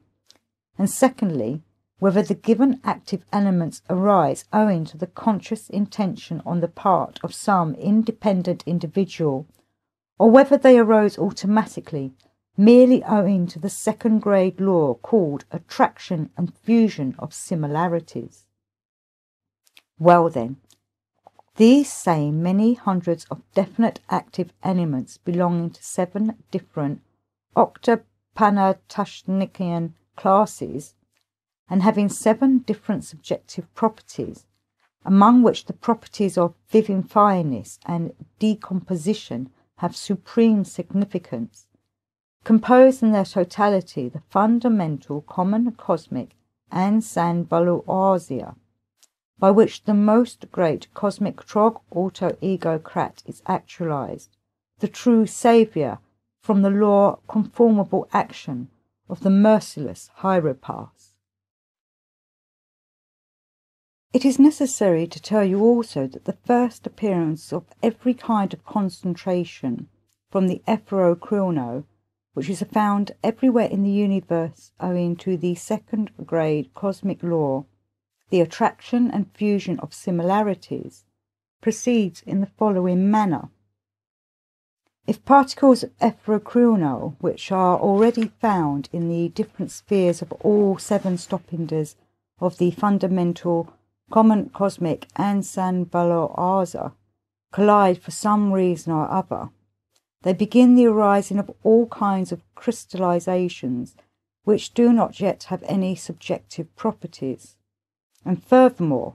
if these particles of epherochrono fall for some reason or other into conditions where a process of harnal-myartsnal proceeds, they fuse into one, and owing to the what are called complex vibrations acquired in them, are transformed into active elements already with definite specific properties.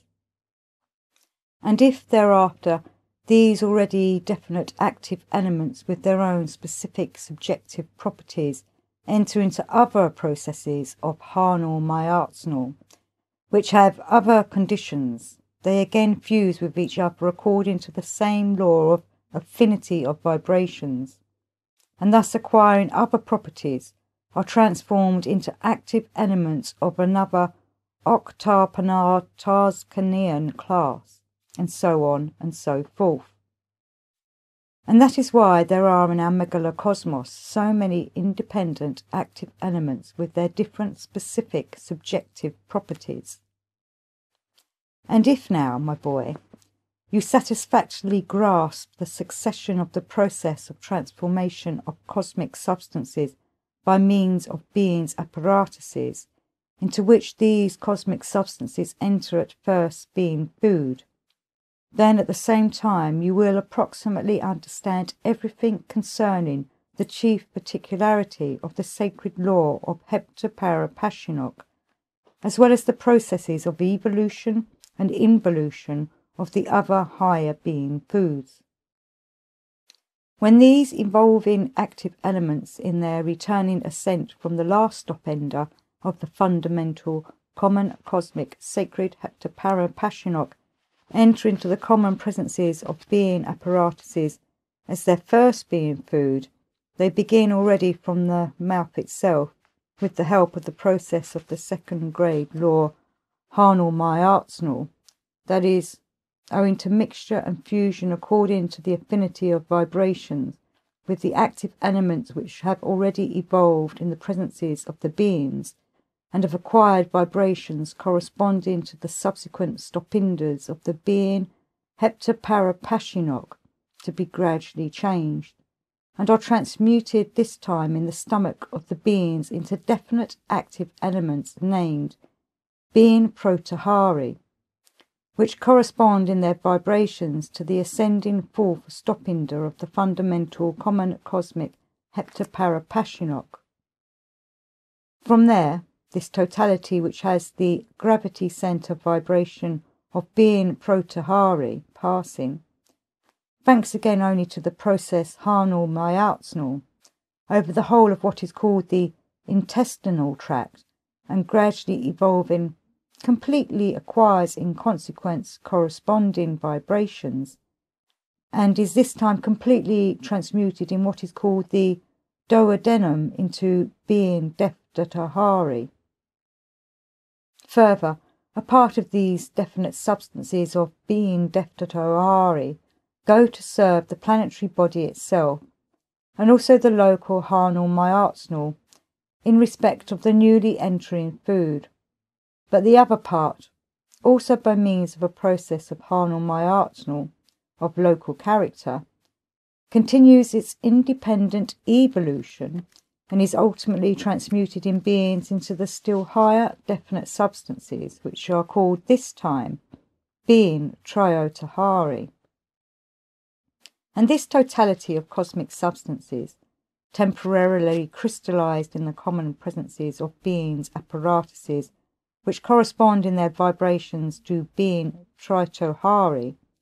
have as the gravity centre place of their concentration in the presences of beings the what is called liver. It is just in this place of the being Ansel-Bar-Uwaza that the lower Medelnin of the sacred heptaparapashinok is located, called the Mecanio-coinciding Medelna-in, and therefore the substances of the being tritohari cannot, only owing to the process Harnal-Myartsnal, independently evolve further. Well then, owing to that change in the general functioning of the primordial common cosmic sacred law of heptaparapashinok, this totality of substances named being tritohari can, in the given case, evolve further from this state only with the help of forces coming from outside. That is why in this case, if this totality of substances of being protahari does not receive foreign help from outside for its further evolution in the common presences of the beings,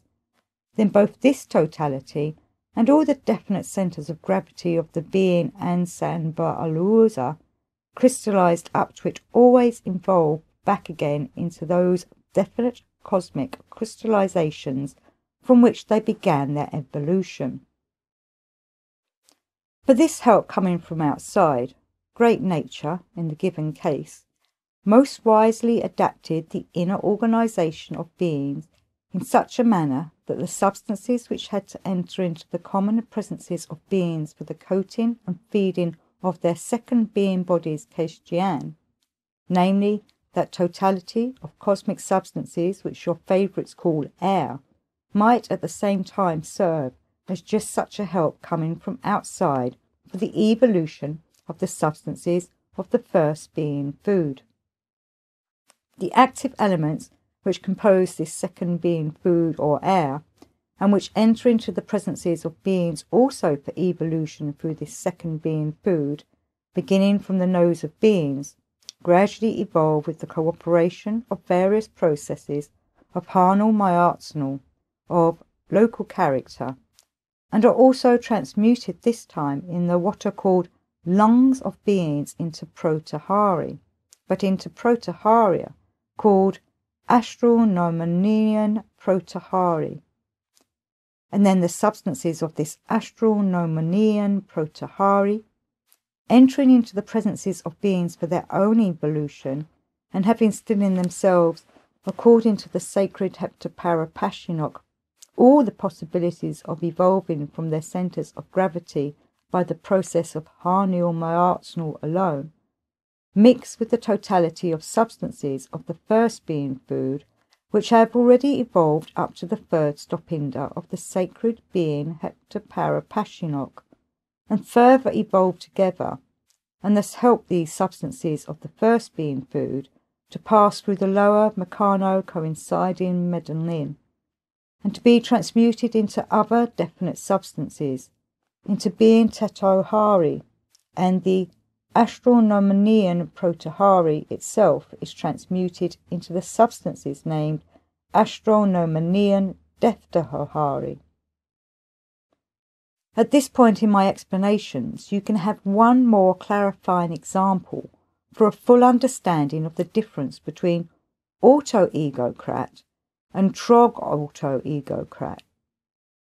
That is, of the difference between the former maintaining system of the existence of the Sun Absolute, when that sun system was auto-egocratic,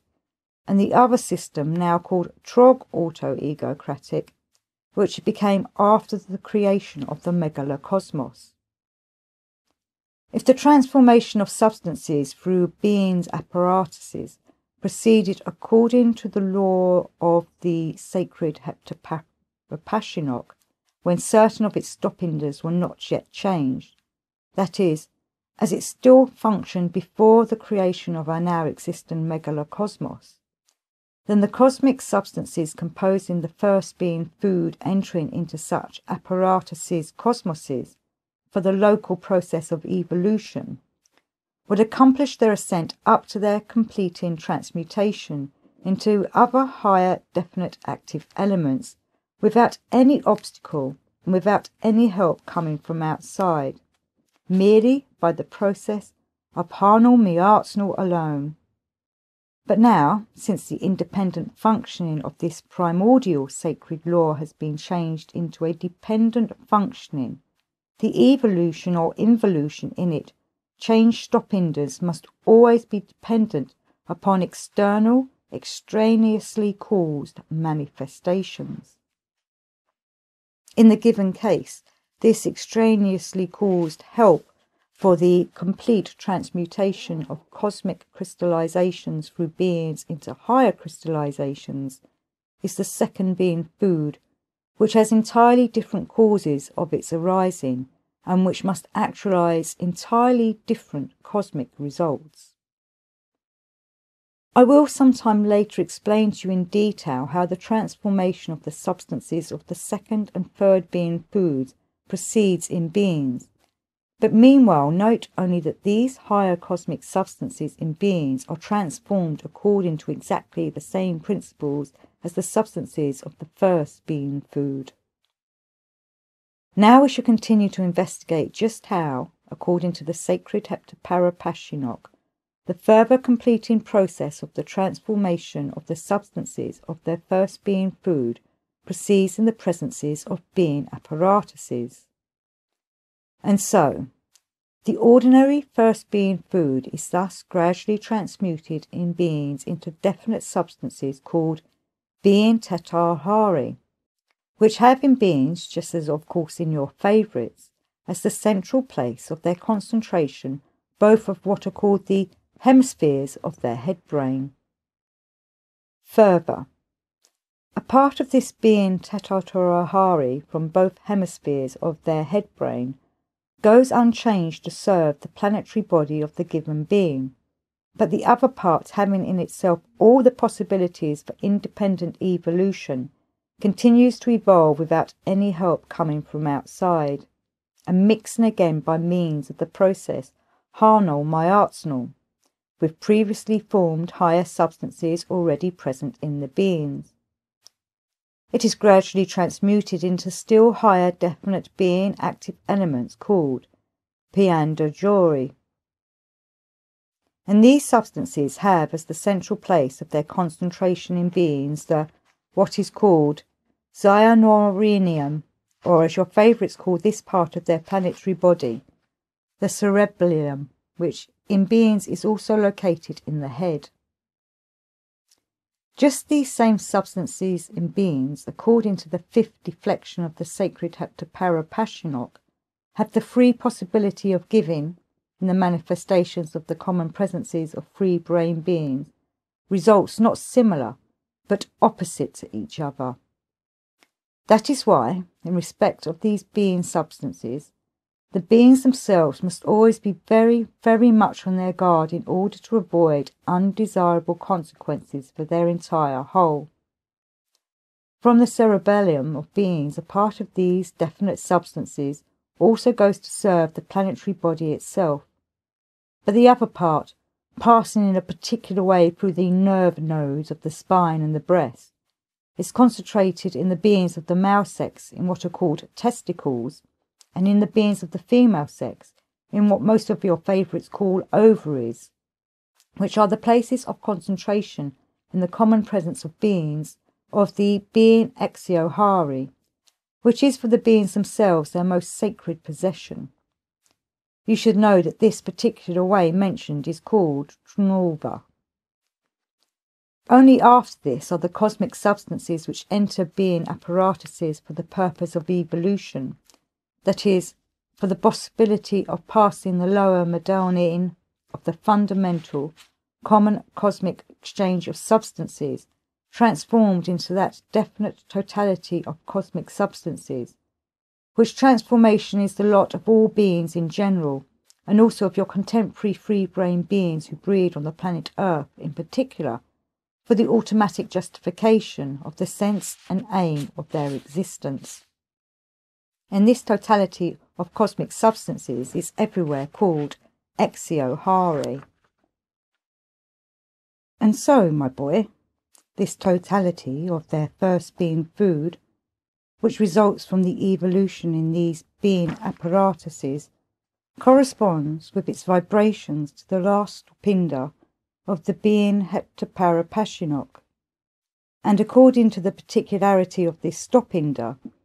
it enters the higher intentionally actualizing Benilda in of the law of Heptapara Passionok, and in order to transform completely into new higher substances, and in order to acquire vibrations corresponding to the vibrations of the next higher Vivifinis, namely, corresponding to the fifth stopinda of the fundamental process of the common cosmic sacred Heptapara Passionok, it inevitably requires just that foreign help which is actualized only in the presences of the free brain beings, exclusively owing to those factors mentioned by me more than once, and which are manifested in the being part dog duty, that is, owing to just those factors which our common Father Creator Endlessness consented to foreordain to be the means by which certain of the Tata cosmoses, as a final result of their serving the purposes of the common cosmic Uranumaj, might become helpers in the ruling of the enlarged world, and which factors also until now serve as the sole possible means for the assimilation of the cosmic substances required for the coating and perfecting of the higher being bodies, and which we at the present time call conscious labours and intentional suffering. Here it might as well be noticed and emphasised that of all the definite cosmic substances which are formed and in consequence are always present in the near common presences of your favourites, they well know only this being exahari, which they call sperm, and even masterfully perform with it various kinds of their manipulations. And by this name sperm they give importance to the totality of the definite substances formed only in the presences of the beings of the male sex, and ignore namelessly and with scorn a similar totality of the sum of the substances which arise in beings of the female sex. Just this same totality of substances which inevitably always rises as the final sum in the presences of all beings from their first being food, became one of the chief causes of the fact that later, when they ceased to actualise being part dog duty in their common presences, and this totality of cosmic substances in consequence did not receive, according to the sacred Heptaparapashinok, the required foreign help for their completing evolution into other definite higher active elements, it began to evolve back in them towards those crystallizations from which their evolution began. And such involutionary processes in them began from this time to serve their common presences as factors which began to engender in their common presences the data for the arising of their innumerable what they call illnesses, and thus on the one hand began to de-perfect their previously established essence individuality, and on the other hand to shorten the general duration of their existence. And your favourites, the beings of the planet Earth, particularly the beings of the present time, do not use these same substances of being exahari at all consciously, neither for self-perfecting, nor for conscious reproduction out of themselves of new beings similar to themselves. And these sacred cosmic substances, formed in them in such a manner, serve either only for the purposes of the most great cosmic trog auto-ego-crat, entirely without the participation of their own being consciousness and individual desire, or for the involutionary conception of a new being similar to themselves, who is, without their cognized wish, a distressing result for them from the mixing of those sacred substances of the two opposite sexes, who actualise in themselves two opposite forces of the sacred triamasakamno, during the satisfaction by them of that function of theirs which has become, thanks to the inheritance from the ancient Romans, the chief vice of contemporary free-brain beings. I must sadly remark that the mentioned depraved inherency already completely fixed in their common presences is for them, particularly for your contemporary favourites, already an automatically acting means of destroying to their very root even those impulses which sometimes arise in them from manifestations worthy of free-brain beings, and which evoke in them the what is called thirst for being. I repeat, my boy, besides the fact that these favourites of yours, particularly the contemporary, cease to use these sacred substances inevitably formed in them consciously for the coating and perfection of their higher parts, as well as for the fulfilment of their being duty foreseen by nature herself, which consists in the continuation of their species. Yet even when this latter does accidentally proceed, they already accept it and regard it as a very great misfortune for themselves, chiefly because the consequences which must proceed from it must, for a certain time, hinder the free gratification of the multitudinous and multiform vices fixed in their essence. And in consequence of this, they, particularly the contemporary beings, strive in these cases by every means to prevent with their whole presence the actualisation of such an accidental and on their part unintentional sacred manifestation foreseen by great nature. In the last centuries there, very many among them, in whom data of all kinds of Hasnas-Mussian properties were more strongly crystallised, even became specialists in aiding the destruction of such accidentally actualized sacred being fulfillments, and their specialists they call their makers of angels. Whereas this same being act, which for your favourites has been turned into their chief vice, constitutes and is considered everywhere in our great universe for beings of all kinds of natures as the most sacred of all sacred divine sacraments. Even many two-brained and one-brained beings of this same planet, such as for instance the beings called their hyenas, cats, wolves, lions, tigers, wild dogs, bagooshes, frogs, and many others, who have not in their what are called law-conformable presences any data at all which give the possibility of comparative logic, at the present time still continue, of course only instinctively, to sense this act as sacred, and manifest it only during those periods which were foredesigned by great nature for this sacred sacrament, namely chiefly at the period of the beginning of a new, completing movement of that cosmic concentration, on which they had their place of arising in existence, that is, during the period which free-brained beings everywhere call the Diagnostics of the Sacred Sacraments of Zoroaster, and which on the planet which has interested you are called spring days. Perhaps, my boy, you do not yet know anything about the sacred sacraments of the great Zoroaster, Beelzebub asked his grandson. To this question of Beelzebub's, his grandson Hussein replied thus: No, dear grandfather,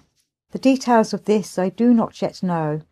I only know that these Diagnostics are regarded among us on the planet Karatas as great holy days, and are called Helping God Diagnostics. And I know that for these great holy days, the Diagnostics, all our beings, activists as well as passivists, prepare themselves almost from the end of the previous holy day, and that one Lunarius before the beginning of these sacred sacraments, both old and young among us, cease to introduce the first being food into themselves, and, by various sacred ceremonies, mentally give thanks to our common Creator for their existence. I also know that the last two of these solemn Diagnostics are considered and called among us the Diagnostics for the glorifying of the first producer of each family. And that is why, my dear grandfather, every year during these Diagnostics we all remembered and talked only of you, and each one of us strove with his whole being to manifest the sincere wish that your destiny may constantly create for you those conditions of being existence which might aid you quickly and easily to bring your reason up to the required sacred gradation, and that thereby you might the sooner finish your present ordinary being existence, personally burdensome for you. With these last solemnly pronounced words, Hussein ended his reply. Very well, my boy, said Beelzebub. We will talk about the sacred sacrament of the Zoroaster when we return to our dear Karatas. There I will explain to you sometime in detail where and how the sacred sacrament of Zoroaster proceeds with the substances being exiohari for the continuation of one species, and on what occasions and in what way the mixing and subsequent results of the two kinds of exiohari are obtained. One kind is transformed for the affirming principle in those being apparatuses which on our planet Karatas are the beings activus, and on your planet Earth the beings of the male sex, and the other kind is transformed for the denying principle in those being apparatuses which among us on the planet Karatas are the beings passivus, and on the planet Earth the beings of the female sex. Come now and let us talk about these higher perfected being bodies, that is, about souls, who came onto this holy planet Purgatory to which all my foregoing explanations have referred. And so, from the very beginning, when these higher being parts arose in this way, and were perfected in beings to the required sacred gradation of objective reason, that is to say, when in accordance with the lower maternal in of the sacred Heptaparapashinok, the body Kesjan was, thanks to the second being food, formed in beings, and in accordance with the higher Madonna in of the same sacred law. The third highest being body was, thanks to the third being food, coated and perfected, and when these completely perfected higher being parts were divided from the lower being parts, then they were deemed worthy to be immediately united with the most holy prime source, and began to fulfill their divine, foreordained purpose. This continued so right up to that time when that terrifying cosmic event occurred, which, as I've already told you, is now called the Chute God Liturgical period. Until this common cosmic misfortune, all the higher being bodies which arose and were perfected in certain Tata cosmoses, and in their first generations were united immediately with the most holy proto-cosmos itself, because their common presences had already actualized results fully corresponding to it. The point is that before this terrifying cosmic event of which I am speaking, the sacred Theomertamalagos, which issued from the most holy Son Absolute, was still in a pure state without the admixture of any extraneously caused arisings whatsoever with their own subjective properties. And when this sacred Theomertamalagos came into the spheres of those planets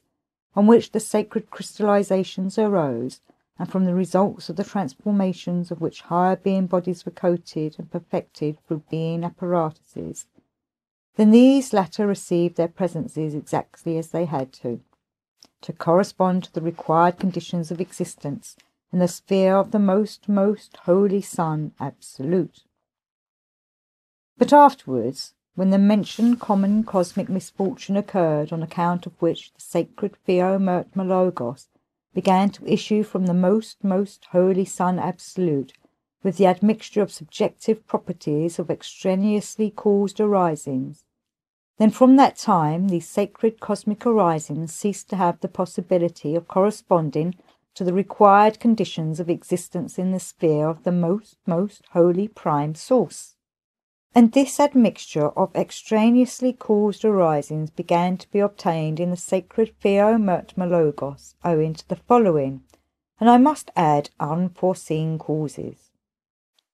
When each separate higher perfected being body becomes an independent individual and acquires in itself its own law of sacred triamasikamno, it begins to emanate similarly to the most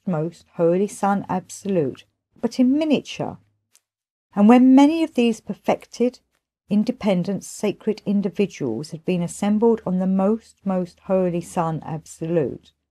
then between the emanations of these sacred individuals and the atmosphere of the most holy Son Absolute, there is established what is called a geniotriomasikamnian contact, and those results were attained which brought on this terrifying misfortune for the higher being perfected parts of which I have already told you. Thereupon, although the actions of the results of this geniotriomasikamnian contract soon became harmonized with the already existing actions of our most holy Son Absolute itself, nevertheless, from that time the sacred Theomertamalagos began to issue changed, and the primary consequences of the results of this contact had time during a certain period to change the harmonious movement of many solar systems and to produce a disharmony in the inner function of certain of their planets. It was just then that there became separated from the solar system called Forgo, that famous planet which exists alone in space and has quite exceptional particularities, and which is at the present time called remorse of conscience. This geniotriomasikamnian contact occurred because, in the atmosphere itself of the most holy Son Absolute, various sourced unusual vibrations began, as I have already said, to issue from these higher being bodies and to unite with the emanations of the most holy Son Absolute. and together with them also to penetrate everywhere in the megalocosmos, and to reach even to those planets on which higher being bodies were continuing to arise in beings. And these unusual vibrations began to be transformed and crystallized together with the sacred Theomertmelogos, and to take part in the coating of the higher parts in the beings. And it was from this time on that these sacred arisings began to have in their presences special properties which were obtained from this, that certain manifestations of other parts of the given being, in whom these sacred arisings were coated, began to enter and to be assimilated in the composition of the presences of these higher parts, and to give also very unusual results, which afterwards came to be called, and are called until now, sins of the body and of the soul. Just these same various results served as a cause for this, that these cosmic formations, even if they had in their perfecting reached to the required gradation of objective reason, yet they had ceased to correspond in their common presences to the conditions of existence in the sphere of the most holy protocosmos, and from that time on they lost the possibility of being deemed worthy to unite themselves with it. Well, then, when this helpless position of these higher being bodies, who had become independent cosmic sacred individuals perfected in reason, but who were not corresponding in their presences, first became apparent, our all-loving Creator, being infinitely just and merciful, quickly began to take all corresponding measures concerning such an unforeseen and sorrowful phenomenon. This grievous phenomenon of these sacred individuals put them indeed in a helpless position, because, although having no possibility on account of those mentioned sins in their presences of uniting with the bosom of the prime source of the whole, they at the same time, having attained that gradation of the sacred measure of reason which brings them into subjection to the second grade cosmic law named Zenda, had lost the possibility of free existence on the surface of ordinary planets. Then, among the various divine measures undertaken, there followed his decree to choose the very best planet in the whole of our great megalocosmos, specially to arrange its surface,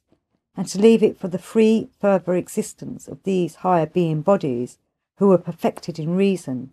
so that in this way they might receive all the possibilities for self-purification from the undesirable elements which were in their presences. So then, from that time on, this holy planet arose with the name of Purgatory, and its chief organisation and government were undertaken at his own wish by our all-quarters maintainer, the great arch-cherub Gurdjieff,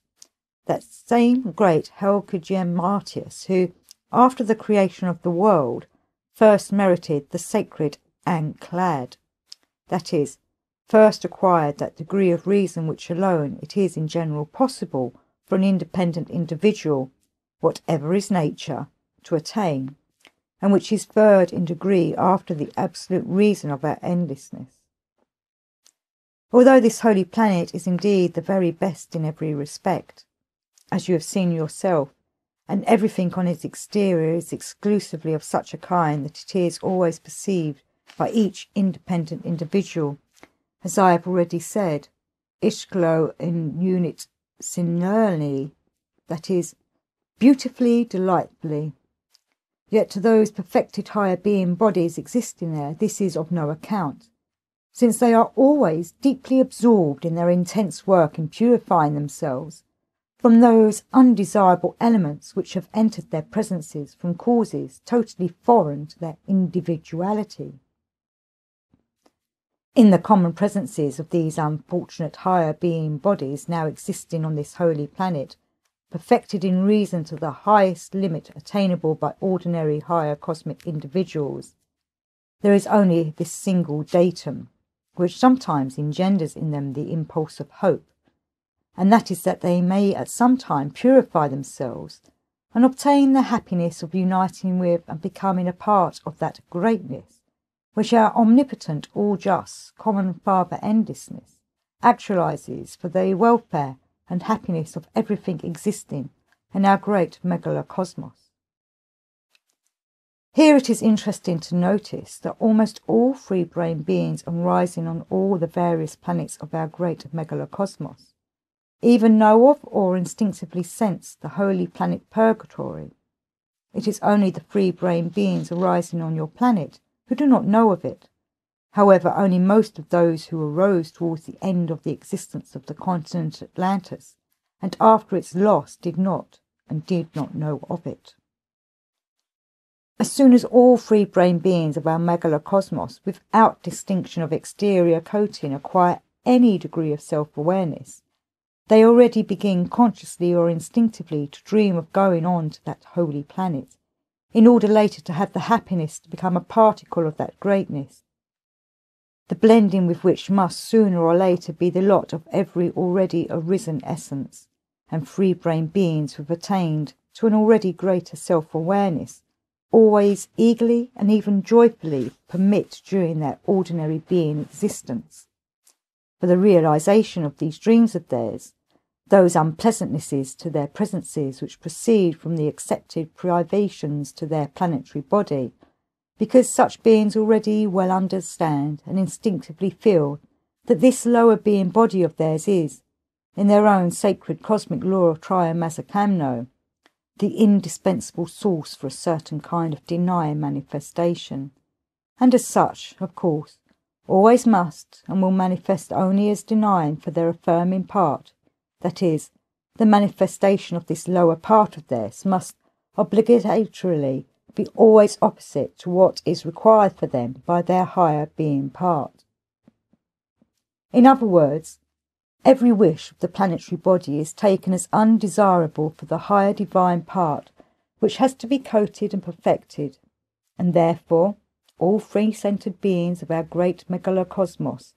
constantly carry on a relentless struggle against the wishes of their planetary bodies, so that there should be formed in them in this struggle, from the what is called dispute-chrononian friction, those sacred crystallizations from which their higher divine being part arises and is perfected in them. In this constant struggle of theirs, the equilibrating, harmonizing principle is their second being body,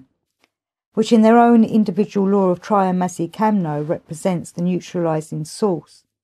and therefore this second being part always remains indifferent to their mechanical manifestations. But for all their active manifestations, it always tends according to the second grade law, Erdek Polytheata, to unite with those desires of which there are more, whether in one or the other of the two mentioned opposite being parts. As I have already said, in the beginning, that is to say, before the loss of the continent Atlantis, the free-brain beings of your planet also had an approximate understanding of the holy planet Purgatory, and there even then existed several legomenisms concerning it, and after the loss of that continent certain partial legomenisms concerning this holy planet Purgatory also survived through learned beings of that time, who were by chance saved, and began to be transmitted there from generation to generation. But later, when, in the psyche of these strange free-brain beings there, that peculiar illness of theirs which I characterized by the words to wiseacre began to arise, then they began their wiseacring with this partial information which had reached them, and from this partial authentic information concerning the holy planet Purgatory there began to be formed and to be fixed in the psyche of beings of subsequent generations, data for engendering such representations and understandings as are ideally defined by a certain explanation of our highly esteemed, incomparable Mola Nasir Idin,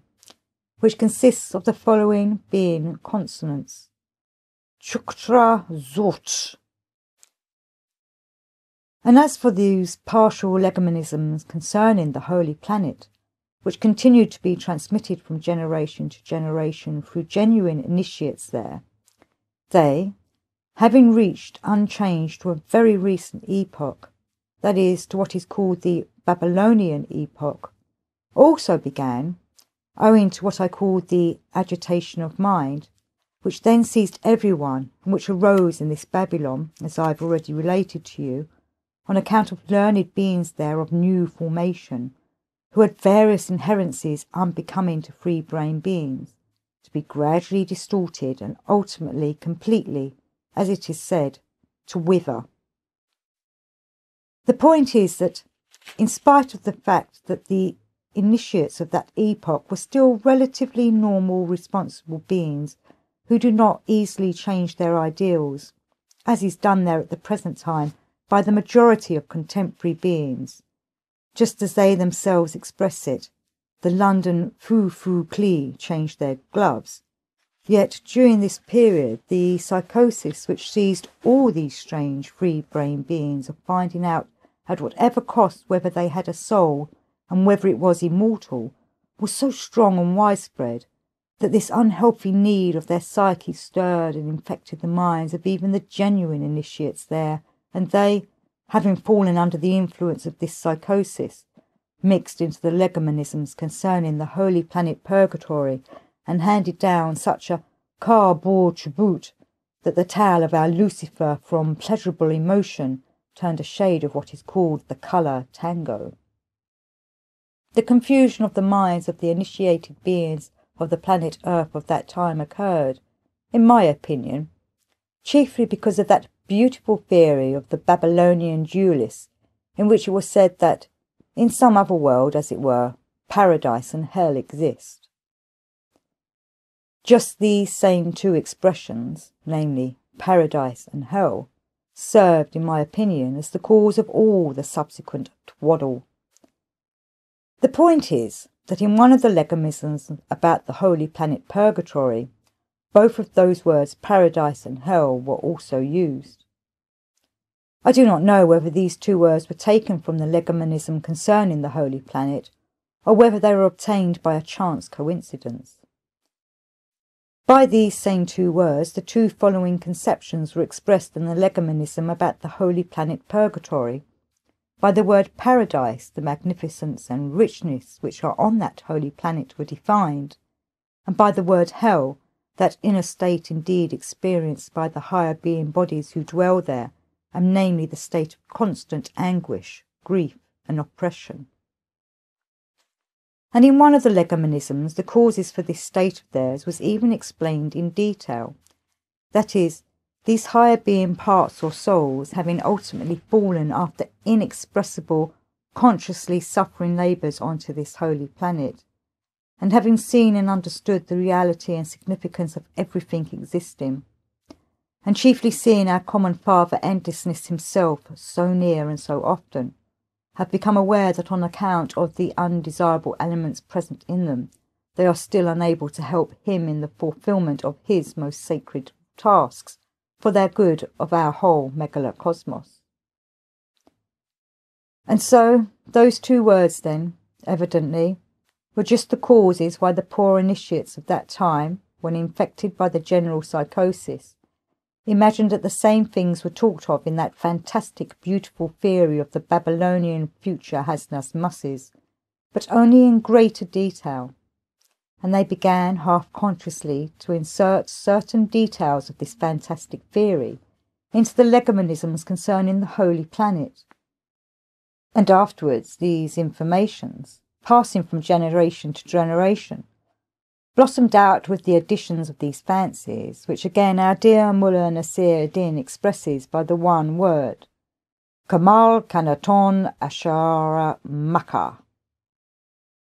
According to what I have just told you, my boy, you can in general judge what kind of understandings and representations they have at the present time there on your planet about the what are called questions of the beyond. It can truly be said that if these understandings and notions of your eccentrics about their questions of the beyond were heard by our hens, they would begin to laugh so hard that the same thing might happen to them from their laughter as happens there among your favourites from what is called castor oil.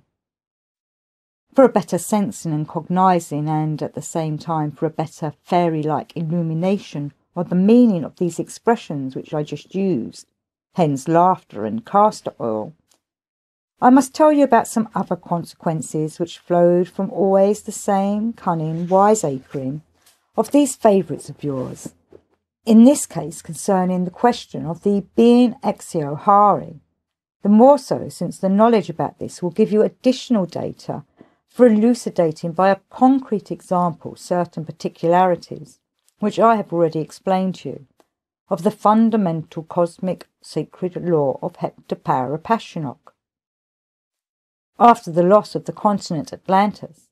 certain knowledge concerning the origin and significance of this same being exio hari also survived, and this knowledge also began to pass from generation to generation. And so, about 30 or 35 of their centuries ago, when after a big process of reciprocal destruction, the majority of them began, as it usually happens there in general after these terrifying excesses, often to see reality and to be less satisfied with the conditions of their ordinary existence,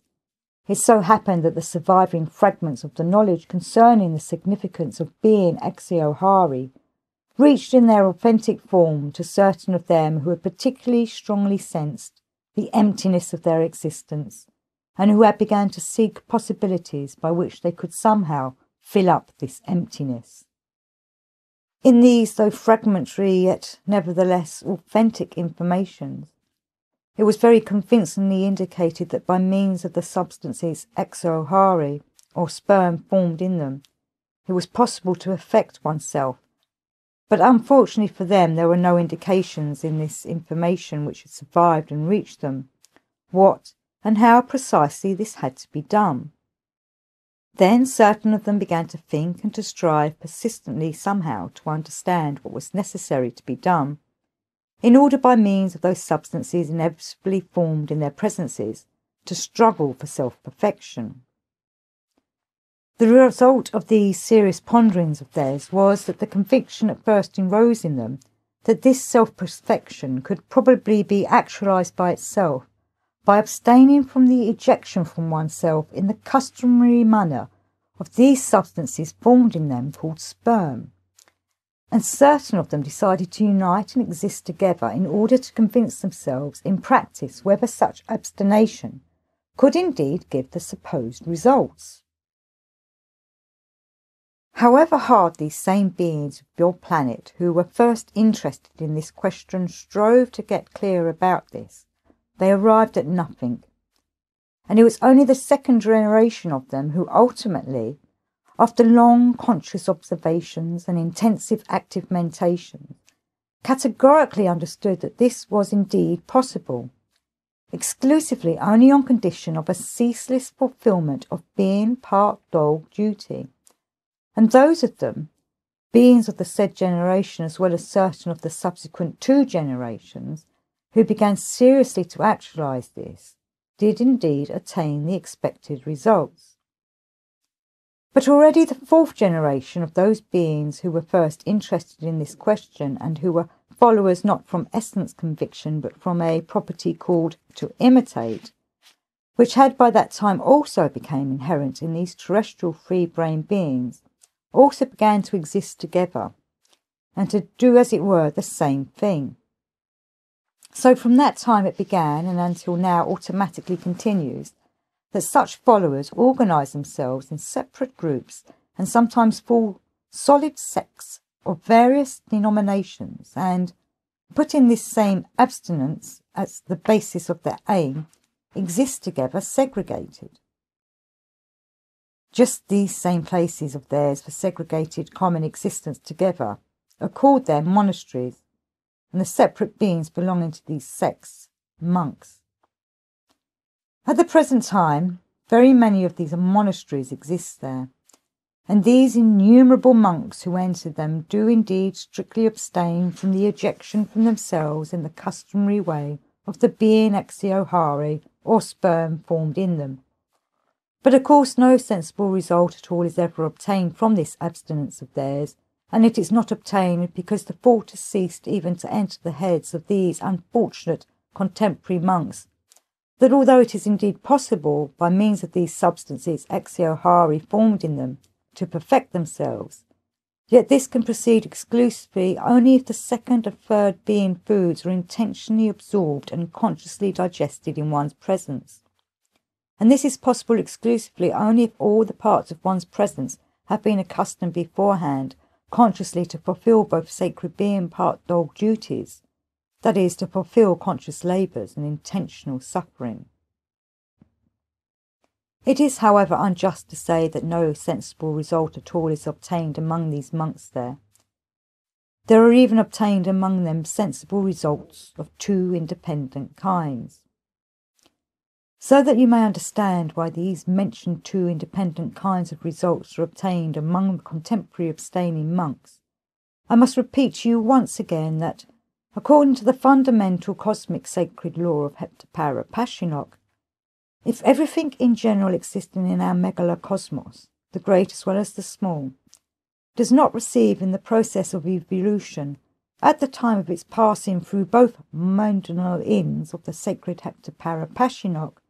corresponding foreign help coming from outside, then it begins to evolve back to those definite states from which it began its evolution. The same, of course, proceeds with the definite cosmic substances which are formed in the presences of these same terrestrial abstaining monks. And so, my boy, in consequence of the fact that these terrestrial monks, particularly the contemporary, do not intentionally aid the further evolution of these substances inevitably formed in them from the constant use of the first being food, that is, do not actualize any being part dog duty at all in their common presences, even intentionally or even automatically, and at the same time they do not remove these substances from themselves in the normal way foredesigned by nature, then these substances begin to evolve in themselves, and during this involution of being exiohari, or sperm there is worked out, among the many transient definite substances which are in general formed in their common presences by such an involutionary process, a definite transient substance which has the property of having two kinds of action on the general functioning of the planetary body of a being. The first kind of action of this definite substance consists in this, that it promotes the depositing of superfluous, what is called karatsiag, or as they call it there, fat. And its second kind of action promotes the arising and the dispersing over the whole planetary body of what are called poison ionoskrian vibrations. The consequence of all this is that, in the first case, these terrestrial abstaining monks become extraordinarily, as it is usually said there, fat, and sometimes one indeed meets among these fat monks specimens with such an abundant deposit of fat that they could give many points to that form of being there, which they expressly fatten in order to increase this same fat in their planetary bodies, and this form of being they call their pig. And in the second case, on the contrary, these abstaining monks become, as it is also usually said there, meagre thin, and the action of the poison ionoskrian vibrations which penetrate through them is chiefly evident in their general psyche, which becomes sharply dual, and the manifestations of which are divided into two diametrically opposite kinds: the outer, visible and for show, sensed by everyone around them, and the inner and hidden, which the ordinary beings there, especially the contemporary, are entirely incapable of ascertaining or perceiving, namely in their outer visible manifestations. These poison ionoskrian monks appear to be what your favourites would express as bigots of a high degree, and in their hidden inner manifestations, not known to others, what your favourites would call expert cynics, also of a high degree. As regards the causes why poison ionoskrian vibrations are obtained among certain of the abstaining monks from the involutionary process of the exiohari instead of the deposit of fat, there even exists one very detailed theory there about this, worked out by certain, as they are called, Catholic monks who, several centuries ago, proved in great detail that this proceeds because in the first year of their existence these same thin monks very seriously occupied themselves with that occupation from which pimples, known even to medicine there, genuinely appear on the faces of young beings there. For a full representation and understanding concerning the significance of this kind of abstinence among contemporary monks there, it remains for me to add that of which I became convinced during my last sojourn there among them, and, namely, that already, thanks only to those consequences flowing from the involutionary process of the exiohari, the fixation of various consequences of the properties of the organ kundabuffer in the common presences of these unfortunate terrestrial abstaining monks has become greatly facilitated and has, in consequence, increased. At this point in his narrative, Beelzebub was interrupted by a ship's servant, who gave him a litio chambros, which he put to his ear and began to listen to its contents.